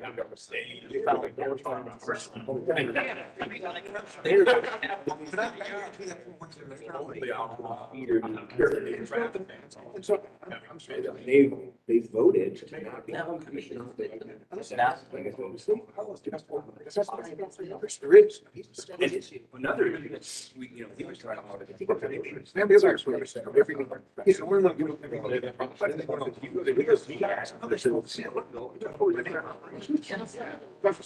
Right, right. Wedding on the book and then.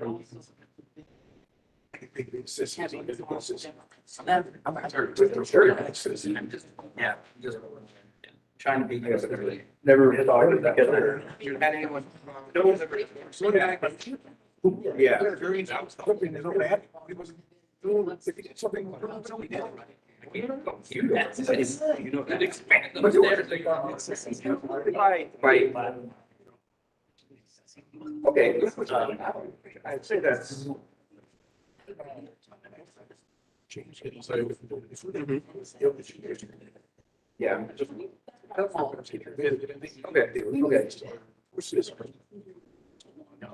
I mean, and then go, okay, it's too good. This much is fine. I didn't feel like I like everybody. I just have issues with that. Okay, but it's effort. That we ever make. Not sure.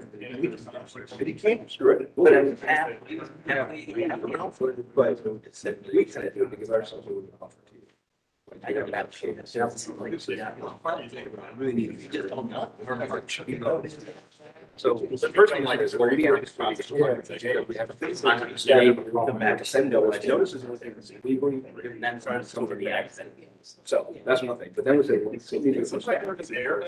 Like, what if I'm writing? So that's. Yeah. That is causing another one. They were just, yeah, I've been doing it for too long. We're gonna change my.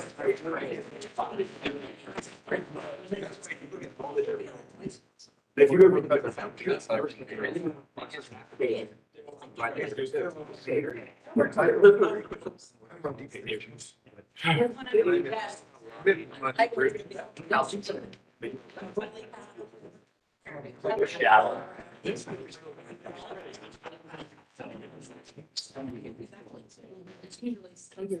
Well, yeah. I'll never tell where I can hide it.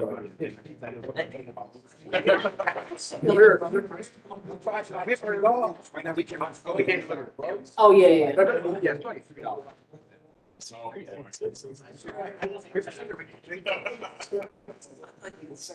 You would say.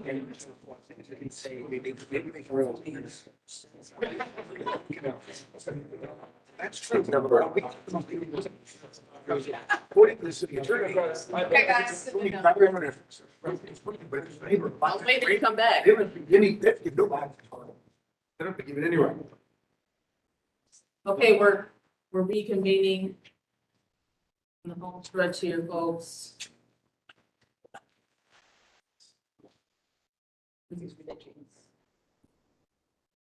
729 Beck Street.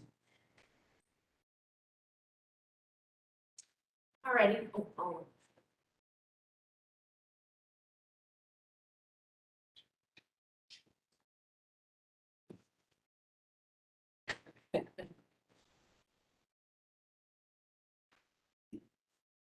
Hello, sir. State your name and whether you've been sworn in. Gary Dunn, Maple Craft Custom Homes, and yes, I was. Ready? 729 Beck Street is located at the southeast corner of East Beck Street and South 17th Street. It's located from the Columbus Southside Area Commission. The site is currently vacant. Surrounded uses include a mix of single-unit dwellings and two-unit dwellings. The applicant proposes to split the parcel and construct two-unit dwellings on each parcel. Variances are requested to allow parking space to fall within the clear vision triangle, to decrease the lot area for both parcels, to decrease the rear yard setback for both parcels, to allow parking in the side yard, and to reduce the required parking spaces. Planning supports the revised elevations, which include matching shed roofs over porches and window placement consistent with C2P2 design guidelines. Staff will move forward with full support for the inclusion of a sidewalk along Beck Street and the site plan with pedestrian connections to both structures. So at the time of writing this staff report, I did not have the revised plan showing the sidewalk. They are on here now, and planning now fully supports it.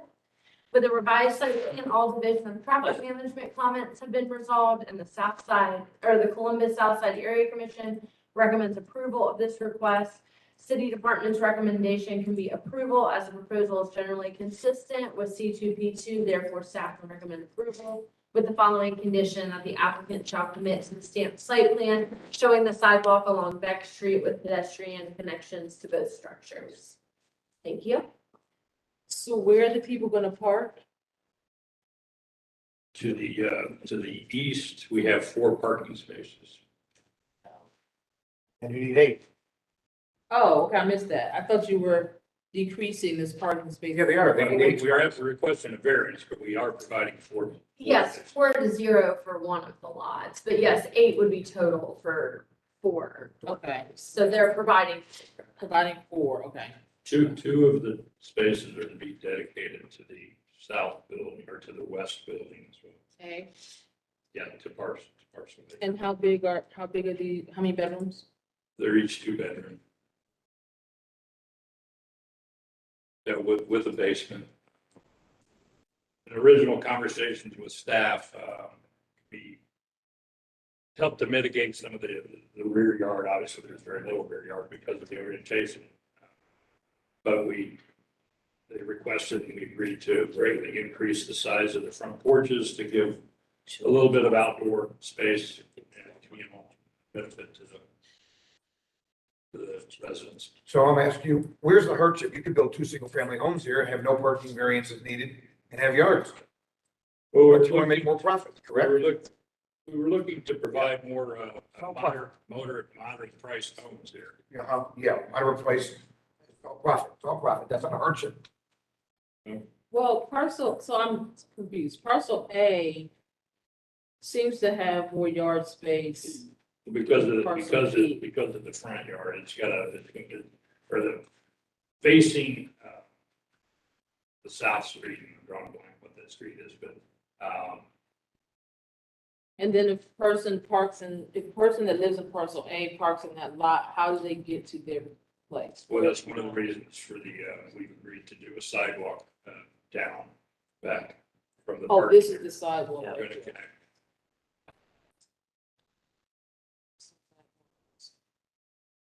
Someone in New Albany, who is center, wants to make a profit, makes more of a profit than they have to, which is not a hardship. But this, you need a hardship to get zoning variances, but there's no hardship here. You can build 2 family homes and make money.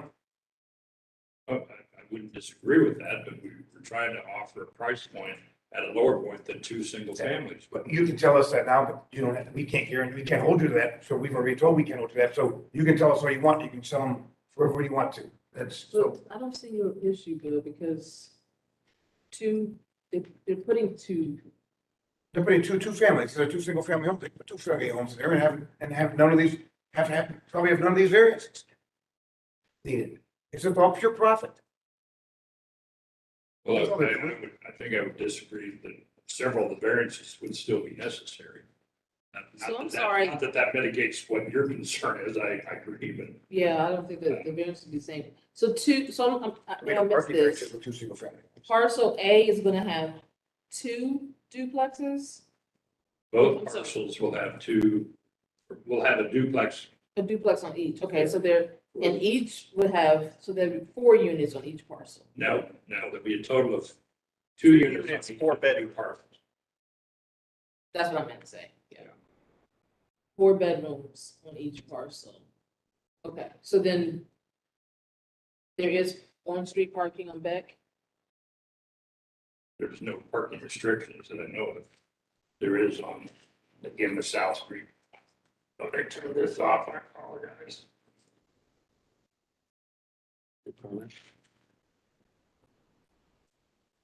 17th. Everything you have to put a code in. I don't see anything. This is. Okay. I see parking 17th.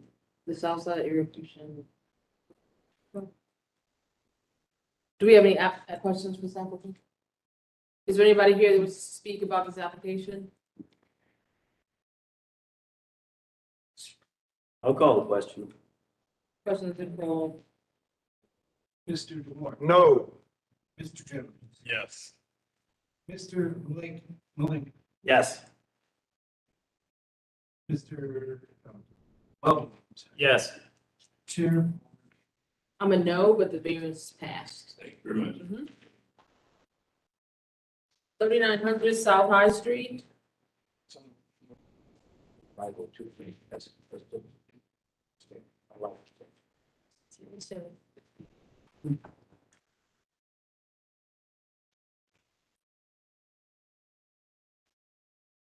I'm mixing that point next year. I have this morning.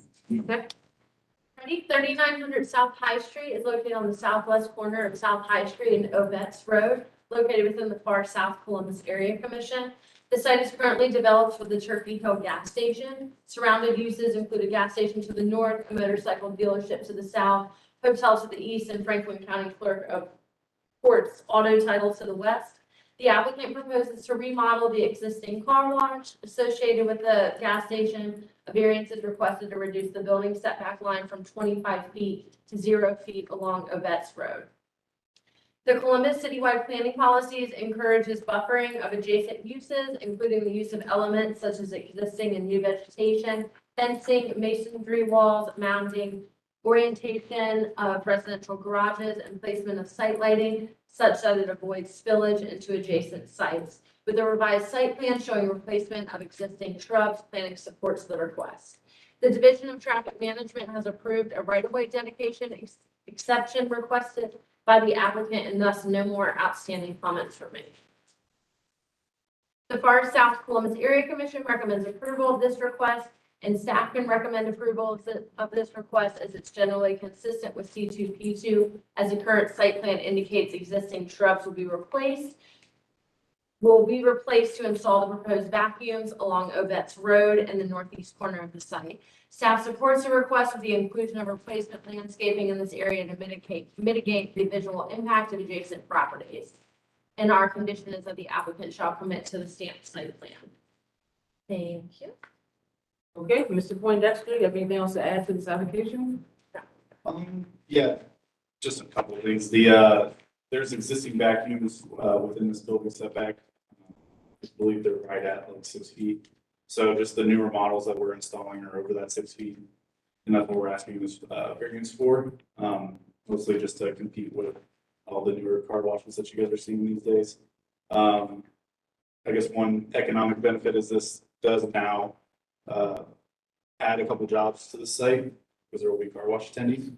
So there's a little bit of an economic incentive there to allow for this, but that's pretty much all I got. Okay, any questions?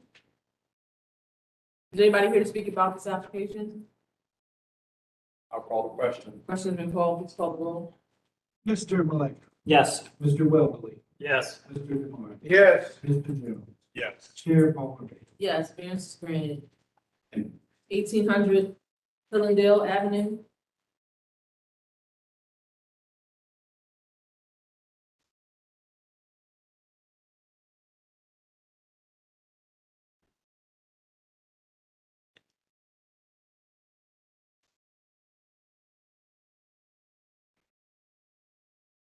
State your name, whether you've been sworn in, ma'am. Yes, my name is Michelle West.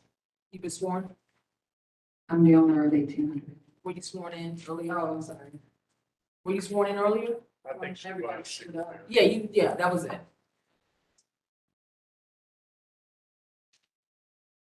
Okay, 1800 Hillendale Avenue is located at the northwest corner of Hillendale Avenue and Hanby Road. Site is on R2F residential and indication from the Northland Community Council. Subject site is developed with a single unit dwelling with an attached garage in a residential neighborhood. Site is also located on a corner lot. The applicant was cited by code enforcement for installing a 6-foot privacy fence along the Hanby Road driveway. The attached garage is accessed via driveway off Hanby Road, and therefore the fence is in violation of vision clearance provision of 33.1.05A2.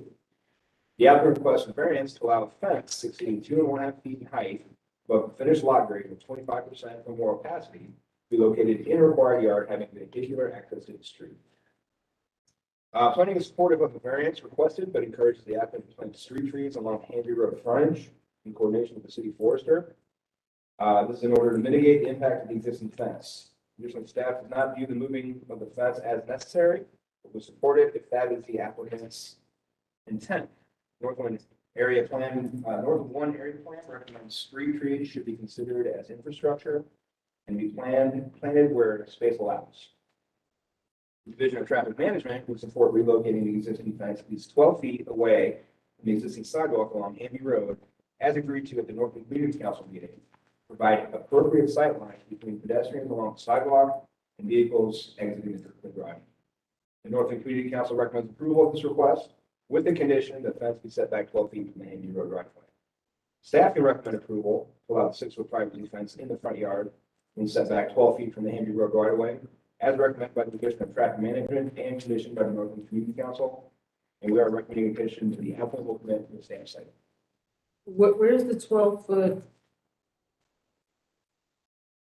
What is 12 foot? There's 3 different. We wrote right away. There are 3 different drawings.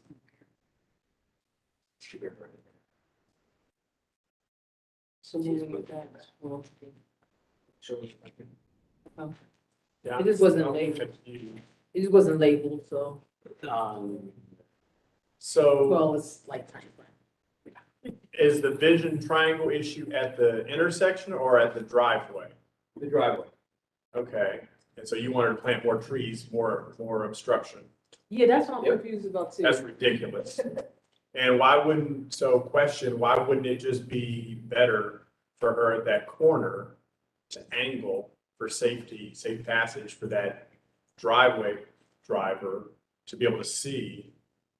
You understand what I'm saying? So, what you got? Yes. Instead of just cutting it at an angle, right? So since this isn't your issue, Where's the house? Right This is her there, house. yeah. Right. I thought I saw the fence goes here. No, this is the driveway. This is the fence that is the issue. Right, cut the triangle right there. Cut the triangle. Cut the triangle right there. Yes, thank you, I'm sorry. So this is her house. No, that's the house right there, This is her yeah, house? yeah. And this is her fence? So what is this? Probably just some sheds. That's some shit. Okay, so this is where I'm saying like an angle right here. that makes more sense than telling her to move the fence 12 feet back. Right. That was her suggestion to Northland. Originally. City staff to do. Originally, but so now you don't want to put the fence. I mean, but would you agree that if she did this, that would be adequate instead of moving it back 12 feet? I mean, you get a clear vision trying to do it that way. That's a certain savings for her, cost-wise, and it accomplishes the goal. I guess if she does that, does she need the variance? If it's not a vision clearance triangle, no. But I don't understand why we were suggesting that she plant more trees. Also, let's speak part of it's on page 52 of the Yeah. Northland area of the vision plan. What does it say? We're not asking for a hedgerow. It's one tree. It's not I been think one. he's saying two trees. Just things like- Two trees to mitigate the look of the fence, because I already cut down my hedges all the way down. Oh, so this is a beautification to match the fence? Yes. So can I suggest that to her, Chair Palmer Bailey? Yeah. So if you just take your fence, basically at the inner, just like an angle, It would be 10 foot by 10 foot. That's the vision. whatever he said, you would basically be cutting it off. And you won't have to move the fence. It's a different, what is a driveway? It's a different code section. Because you guys have the required, yes, access to the required yard, which I can't interpret for zoning what that is. I'm here answering for the clear vision part. It's a different- Right, what it says for driveways in the front yard is you cannot have a fence that's taller than 2.5 feet, or if it is, it has to be no more than 25% opaque. And that's what we say we That's the can't. Front yard. That's what we say she can have it today. Yeah, sure. I'm all for that. Well, hang on, Bill. But We need to do it the right way. there are two different types of vision clearance triangles. This has nothing to do with a triangle. The code does cite triangle issues. For example, at an intersection, it's 30 by 30. For other driveways and alleys, usually in rear yards, it's 10 by 10. So Michael, I see what you're saying. You're saying, let's use the 10 by 10 triangle that we normally find alleys to this. But I don't know what traffic system. But he just said it was okay. But hold on, guys. The only variance she's asking for is to allow a certain part of the fence to be more than 2.5 feet, not opacity. That's what the variance is asking for. So right now, she wants the variance to keep the fence the way it is. I personally have no problem with that. I am too, but because they cited the vision clearance issue, I'm just trying to address that. No, but if we vote for this, though, that's, the site goes away, doesn't it? If we vote for this variance, There is no vision. But there is. But why did, but they cited There it. is potential. but if we grant the variance, then the site goes away, right? All right, 8 people talking at once. So she was cited, got a code violation for having a fence in the location where it is. You have 2 remedies. Move it or get a variance. He's asking for the variance. Yes. Which you're sounding like you're ready to. I am personally. There was a agreement though that would be moved 12 feet. Yeah, but here's the thing though, well, here's the thing that's got us confused, is because in the city's approval, it kind of conditioned its approval on setting it back 12 feet. Right. And so what we're saying is, we didn't like that as the Well, what solution. would be code compliant would be 25. 25 is code compliant, so them going to 12 is still. She's still gonna move the whole fence though, right? Right, and so what we're saying Well, is, Staff, you guys can do it. and so what we're saying is another alternative other than the 12-foot movement is to cut the triangle. Sure, that would still require a variance to reduce the. So we can approve her variance and have her cut the corner instead of Good. moving it back 12 feet. I need to do site plan, just sign it off and stamp it. Or you could put it, we could put the words in there that says there would be a 10 by 10 triangle. Ma'am, what would you prefer? The least intrusive. There you go. Well, I just thought that the, So ma'am, it's a lot cheaper for you if you wanna cut this. the angle would be aesthetically pleasing I'm sorry, ma'am. on the corner. You thought it would be what? It wouldn't be aesthetically pleasing, looking at that triangle going across my yard. No, what he's saying is rather than have the fence come up perpendicularly, you have a diagonal, it just. Not the whole area, not the whole linear area, just on that corner by the driveway. Right there, right there, So your so. fence coming down this way, it would kind of go. Like right here, this would be angled, so this post here would connect to this post here, and it would be flat. So you'd only be bringing this corner flat, not the whole thing diagonal, just from here, basically to this post here. And that's gonna be a lot cheaper than moving your fence 12 feet back, military fence. Yes, it would be very costly. Okay, so we still have to vote on this. Is there anybody here who wants to speak? Who's going first? Do we need both of you? We'll see, but I would like to. Okay, go ahead. State your name for the record, please. Yes, ma'am. My name is Dave Paul. I chair the Northern Community Council Development Committee. Let me say, by the way, I've met with Ms. West. You may remember at her home. She was very gracious and talked about this issue when it first came to our attention in, I think it was 2020, the citation originally issued. We also had a lot of conversations with staff about this because it is kind of a confusing issue. As I recall, the issue is not strictly speaking just the vision triangle, but there where it intersects the driveway. It's because this is a house lot on a corner and it's exposure on two streets. On one side, it does have a driveway. That's where the fence is located. There are some special provisions in the code for properties that are basically corner lots. So we needed to talk with staff quite a lot to try to understand the issues here. But the fence is not on the corner of the lot, right? Am I misunderstanding? It's on the corner of the lot, but it's on the corner where the driveway is located. If the fence had gone all the way up to the intersection and there was no driveway there, the fence would still be a violation as I understand it. No, I'm just trying to get location. I'm Okay. just, so You the are correct. corner where it is a corner lot, but the fence is not on the corner of the lot, correct? That is correct. Okay, just want to make sure. Thank you. When I met with Ms. West in 2020, in fact, she may remember I made the suggestion about the cutting it right there at the driveway. But at that point, I was thinking, perhaps as you are, that it was strictly the vision triangle that was the problem, and that would be a very efficient solution.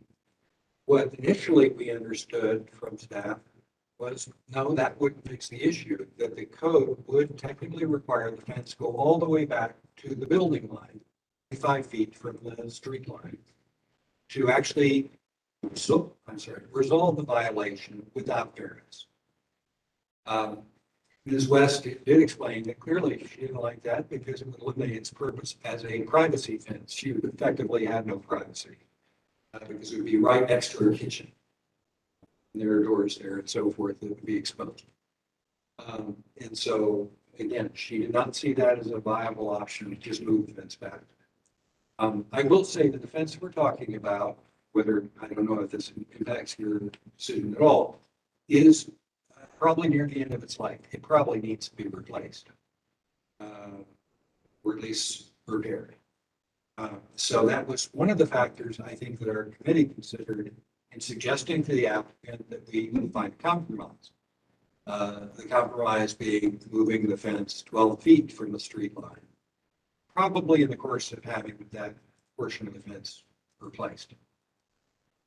We felt that that was reasonable because it would allow pedestrians coming up the sidewalk to see Ms. West if she was pulling out of her driveway, as well as allowing her to see pedestrians, as well as oncoming cars. I think the pedestrians are more of an issue here than the oncoming cars. This is a neighborhood where there are children riding bicycles, et cetera, et cetera. This is not a major thoroughfare, but it is very much a neighborhood street. So we encourage the applicant to consider agreeing to our condition of 12 feet from the street line. She did agree to that. I was coerced. Oh, I was coerced, I felt. Did you? Okay. Yes, I did, because I was told that if I didn't comply to their suggestion, that they would not okay my variance. Support the application. And that's true. That was a condition of our support. If the applicant agreed to that and then didn't do it, we would basically stand in opposition. And I think that's where we still are, although we trust your judgment. Without our support, if that's the case. But we do think that the best solution here would be that fence move 12 feet from the street line. Again, I will recognize the comment I made earlier. This fence has been here for a long time. It's not so that she installed the fence, but it's actually been there quite a long time prior to code citing her for it. There may be other properties in this neighborhood that show exactly the same condition and have not been the subject of code violations. So again, we regret the applicant may have, someone may have taken it out on her. But unfortunately, that isn't something we can factor into our judgment, and mostly not something we can. I've had that fence, I've lived there for 24 years. I've never had an accident coming in and out. And if you look at the back of my application, my neighbors and friends all said that that is not a problem to them. And my neighbors who attended the Zoom for the community council, they spoke up and said that it isn't an issue. Their children go up and down that street all the time. They walk up and down the street all the time, and it's not an issue. So I have people that signed like a petition saying that they felt where it is, it's no problem to us. So I'm saying I went through a lot of changes with this application. And the lady who was number 9, I had compassion for her because I went this long, harrowing process. Even during the time that my husband, totally disabled, I was taking care of him when I got sighted. And God rest his soul, he just passed away last year, so I had more time to work on this horrendous application, not only your BZA, but also then I had to turn around and do another application for Northland Community Council. And it's too much for one single individual to do. And I know they had a meeting recently for zoning downtown for people to come and speak up and talk about the zoning process. It needs to be revamped. And it needs to definitely be a different process for one individual rather than a company or a corporation or what have you. There needs to be a different process. Well, we can't settle that here, ma'am. I'm just. I'd love to be able to do that for you. I'd love to be able to. Yeah, just voicing my opinion I get it. about what I experienced. I just didn't want you to get your hopes up that we could. And if I could have help copying all those multiple applications to send out using, stamps, more money, paper I had to buy, all those stickers that you have to put on them, everything. Very, very costly. Very, very costly. And I strongly recommend any of you have any say to recommend a different applicant. Thank you, Mr. Paul. Are you going to speak up too, sir? Okay, please come forward.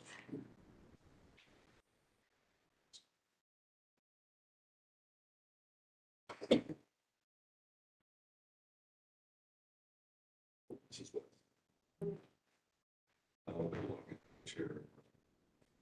Jamie, can I quickly get you to go to the photograph that shows the existing driveway with the vehicle in it and the fence? Relative relationship would be the one at the bottom left. That's correct. As close as we would come to that.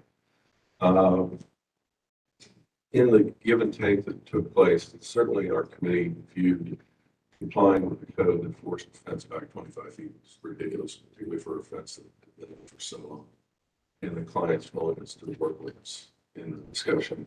The issue, as the committee perceived it, was one of public safety coming down Hilldale, predominantly sidewalk.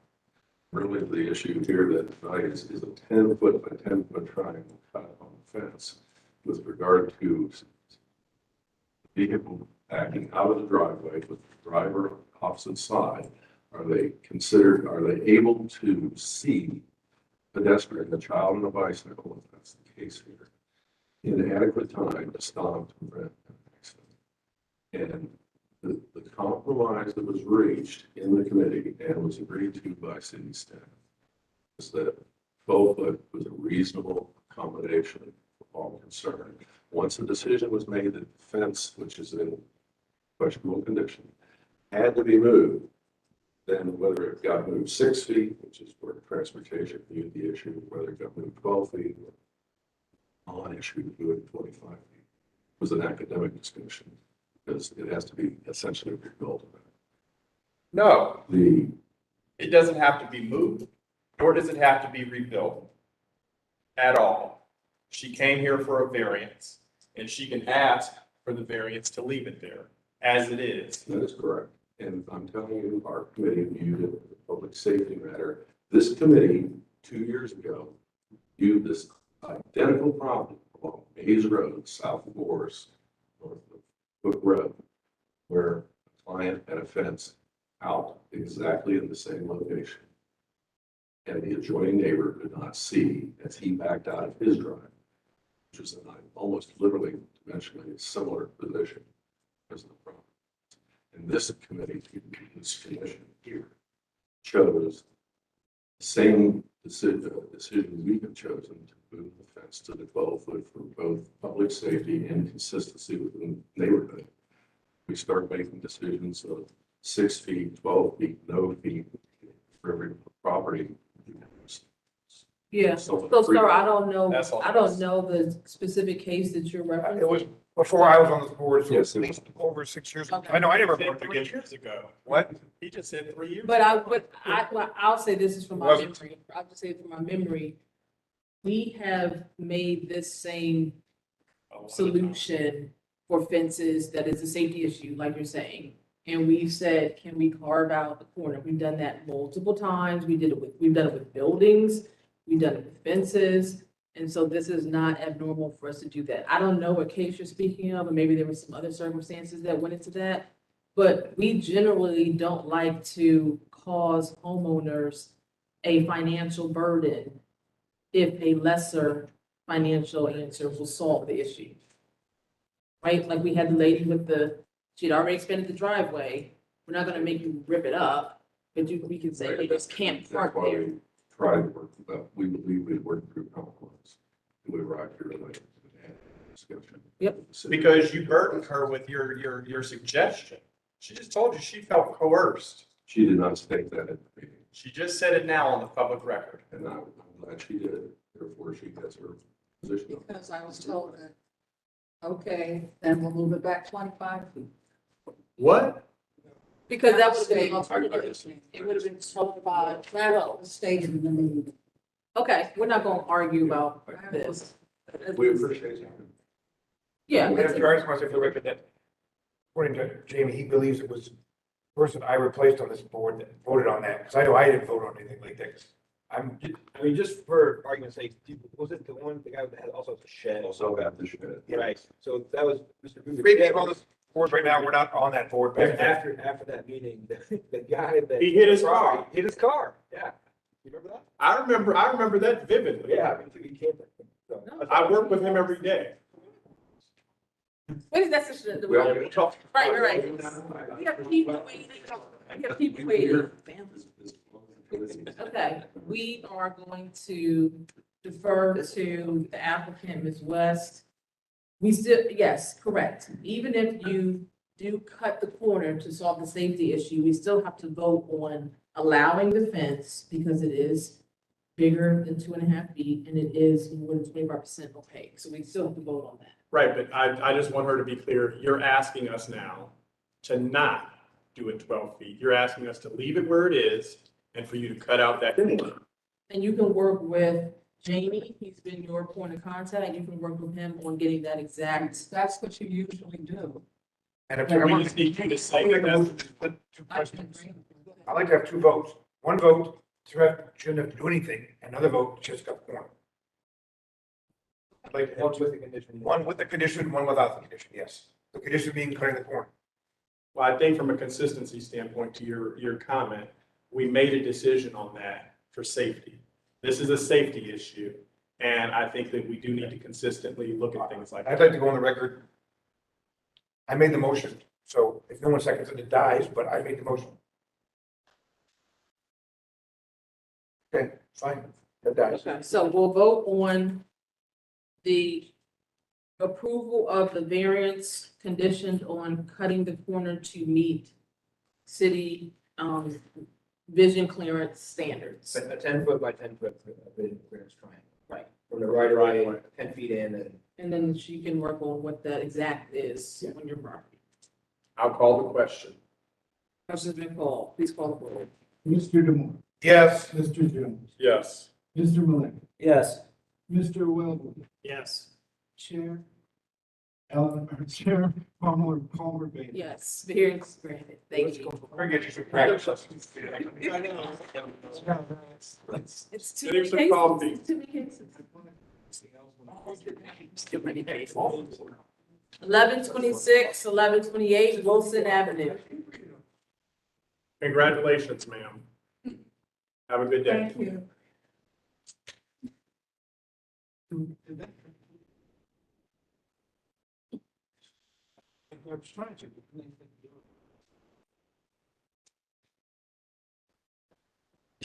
Listen, we've been here till 1 o'clock in the morning.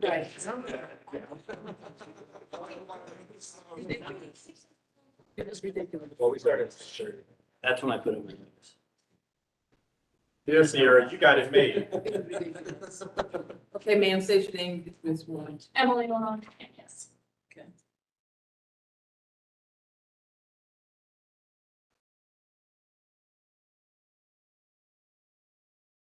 Okay. 1126 through 1128 Wilson Avenue is located at the southeast corner of Wilson Avenue and Reinhardt Avenue.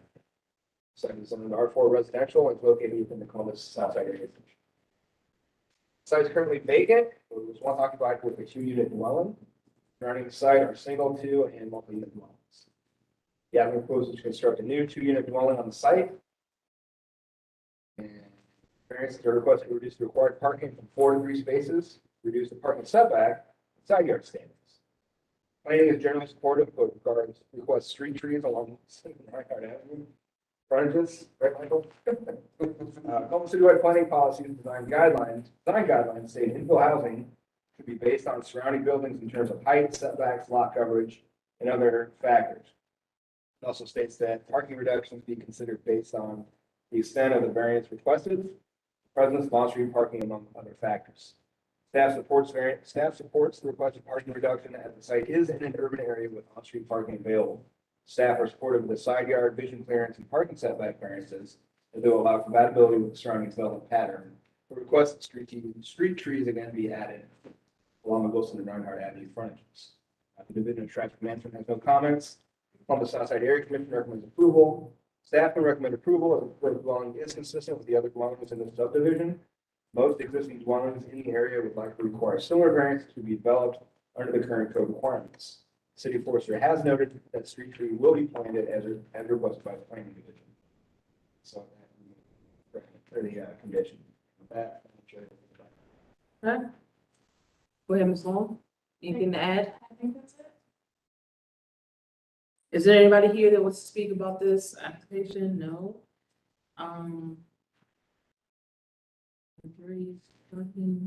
Any questions?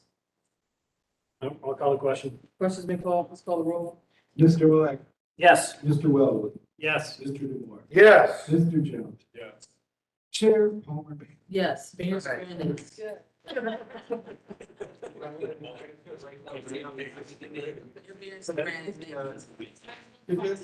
Oh, you have 11, 16, 11, 7. Okay, you looking a little comfortable in that chair. Say, she's not leaving. Right. Okay. All right, 1168 through 1170 South 22nd Street is located at the southeast corner of South 22nd Street and Stewart Avenue. Site is zoned R4 residential and is located within the Plymouth Southside Area Commission. The site is currently vacant, was once occupied by a 2-unit dwelling. Surrounding the site are single and 2-unit dwellings. The applicant proposes to construct a new 2-unit dwelling on the site, and variances are requested to reduce required parking from 4 to 3, reduce parking setback, vision clearance, and side yard standards. Proposed dwelling is consistent with other dwellings in the subdivision. Most existing dwellings in the area would likely require similar variances to be developed under current code requirements. The Division of Traffic Management has no comments, and the Plymouth Southside Area Commission recommends approval.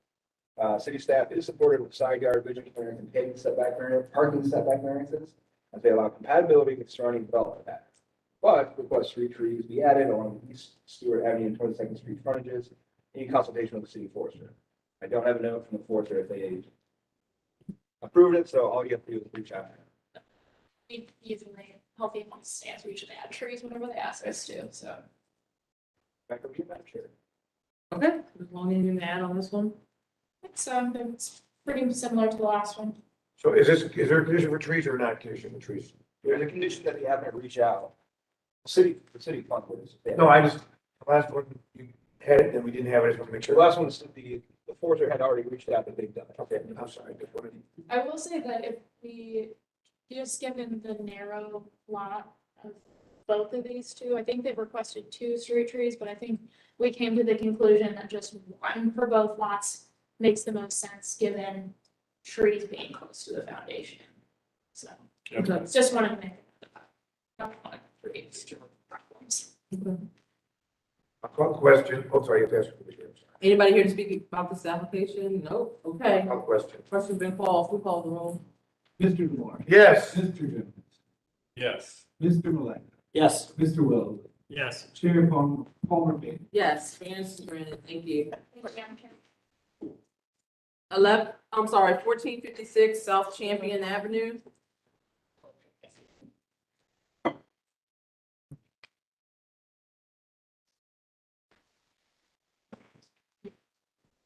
State your name, whether or not you've been sworn in, please. Jennifer Fralick, yes, I've been sworn in. Christian Gilligan, my law firm represents the applicant, Lutheran Social Services. Okay. Yes, I have been sworn in. Okay, BTA 21-172, 1456 South Champion Avenue, located on the east side of South Champion Avenue, approximately 26 north of Freevis Avenue. Site is zone C4 commercial, and it is located within the Plymouth South Side Area Commission. 0.11 acre site consists of a single parcel developed with a single unit dwelling. Surrounding the site are predominantly single unit dwellings, though a food pantry associated with the applicant is located to the south. The applicant converted the dwelling into an office without zoning clearance, and received a violation notice 20470-00770. To obtain zoning clearance, a variance is requested to reduce the minimum number of required parking spaces from 4 to 2. The applicant is responding to a zoning code violation order, as I stated before. The Columbus Citywide Planning Policy states that parking reductions can be considered based on proximity to transit, the presence of on-street parking, the extent of the variance requested, provision of bicycle parking, and pedestrian accessibility. The Division of Traffic Management has no comments, and the Columbus Southside Area Commission recommends approval. City staff can recommend approval as the site locates parking in the rear, provides bicycle parking, and is in close proximity to transit, available on-street parking. Staff supports the parking variance, but requests that the applicant provide an additional bike rack to offset the reduction in car parking. So 2 bike racks total. Okay, are you amenable to the conditions for the have bike racks? Yes, we have submitted a revised site plan that reflects 2 bike. 2 bike racks, okay, perfect. Anybody here to speak about this application? So you're a food pantry? Yes, Lutheran Social Services owns a food pantry right next door to this building, correct? So that's not what the use for this house is? This is a commercial office that supports the food pantry. Okay, got it. Thank you. Any other questions? Ready to call the question? Call the question. Question's been called, please call the roll. Mr. DeBoer. Yes. Mr. Jones. Yes. Mr. Malek. Yes. Mr. Will. Yes. Chair Palmer Bean. Yes, variance granted, thank you. Tell Rick I said hi. Oh, sure will. 1050 Yeager Street.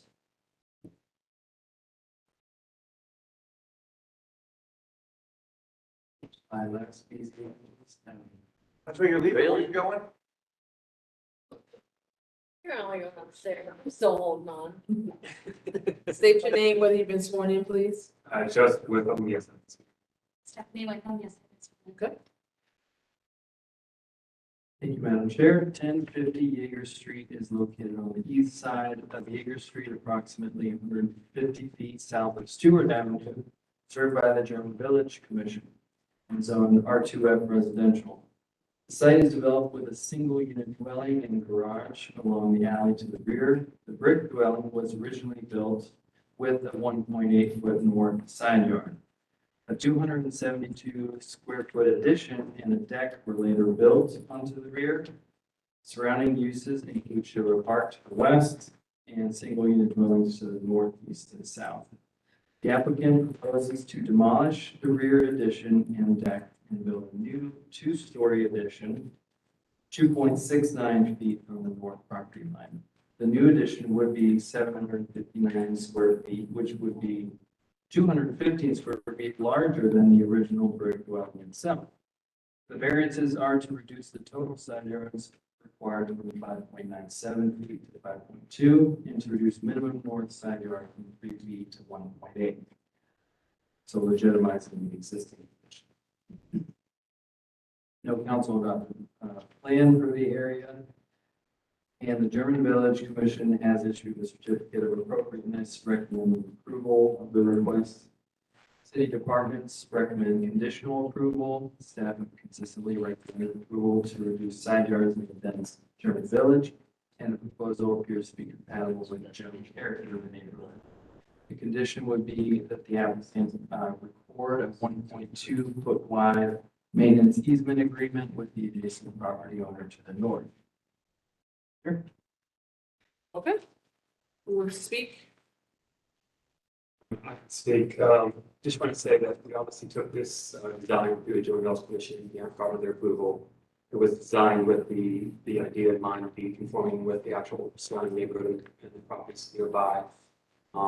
As Phil mentioned, the current conditions actually have setbacks that are lesser width or proposing here. So we try to accommodate as much as possible, I guess, within the design to minimize this variance. Is this connecting two houses to each other? Oh, okay. It's just an extension of the. I can't hear you, sir. Just an extension of, sorry. Just an extension of the 1050. I don't, the picture makes it look. It's substantial. You're seeing the side of it. Okay. The state kitchen addition that was done, it's a first story addition. We'll be removing that and then replacing with a 2-story addition. Okay. What does our architect think? It's good. German Village likes it, we like it. Okay. Tougher than I am. Anybody here to speak about this application? Question. Question's been called, please call the roll. Mr. Will. Yes. Mr. Malek. Yes. Mr. Jones. Yes. Mr. DeBoer. Yes. Chair Palmer Bean. Yes, variance is granted, thank you. Thank you. 2875 East Livingston Avenue.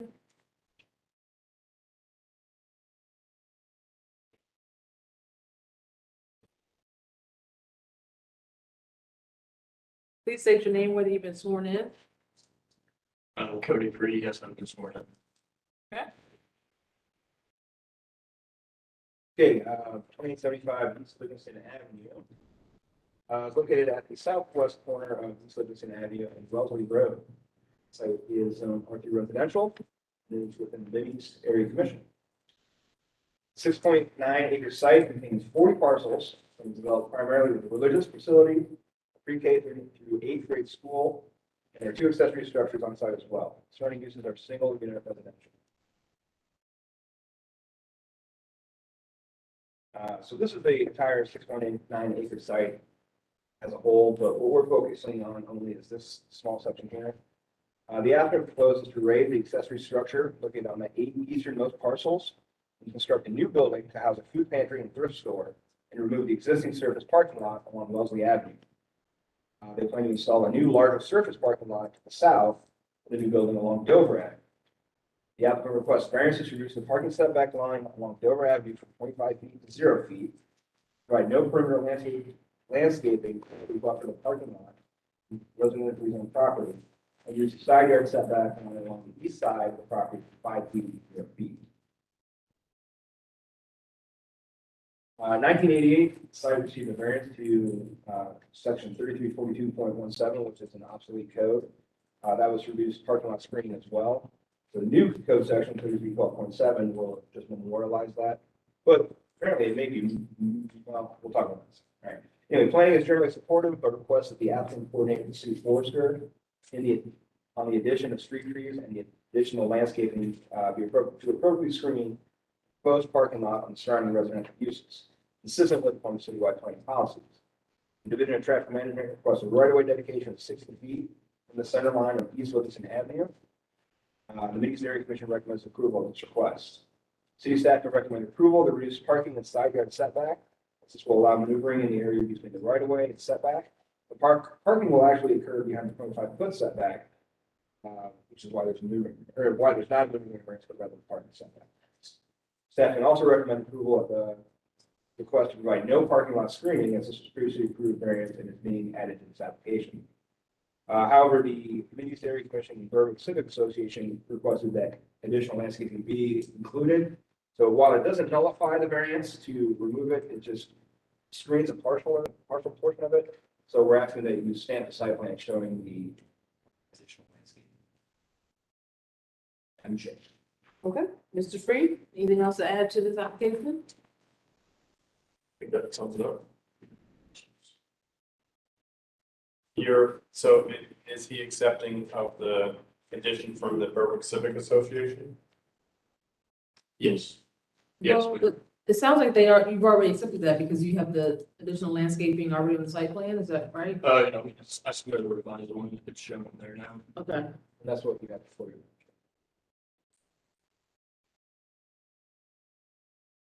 How's the landscape identified? So it's right here, the 3 foot wide by 3 foot tall landscape screening area. Oh, I see it, yeah. Yeah.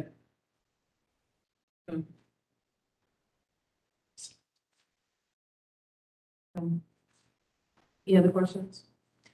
Oh, I'll call the question. Wait a minute, is anybody going to speak to that? There's 2 people.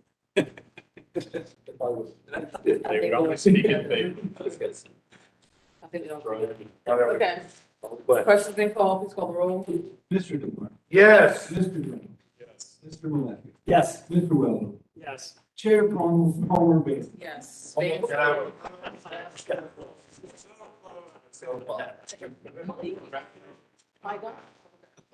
I thought I had to text you, but like, I didn't. Are we adjourned? Now we can hear from. Good luck. I'm on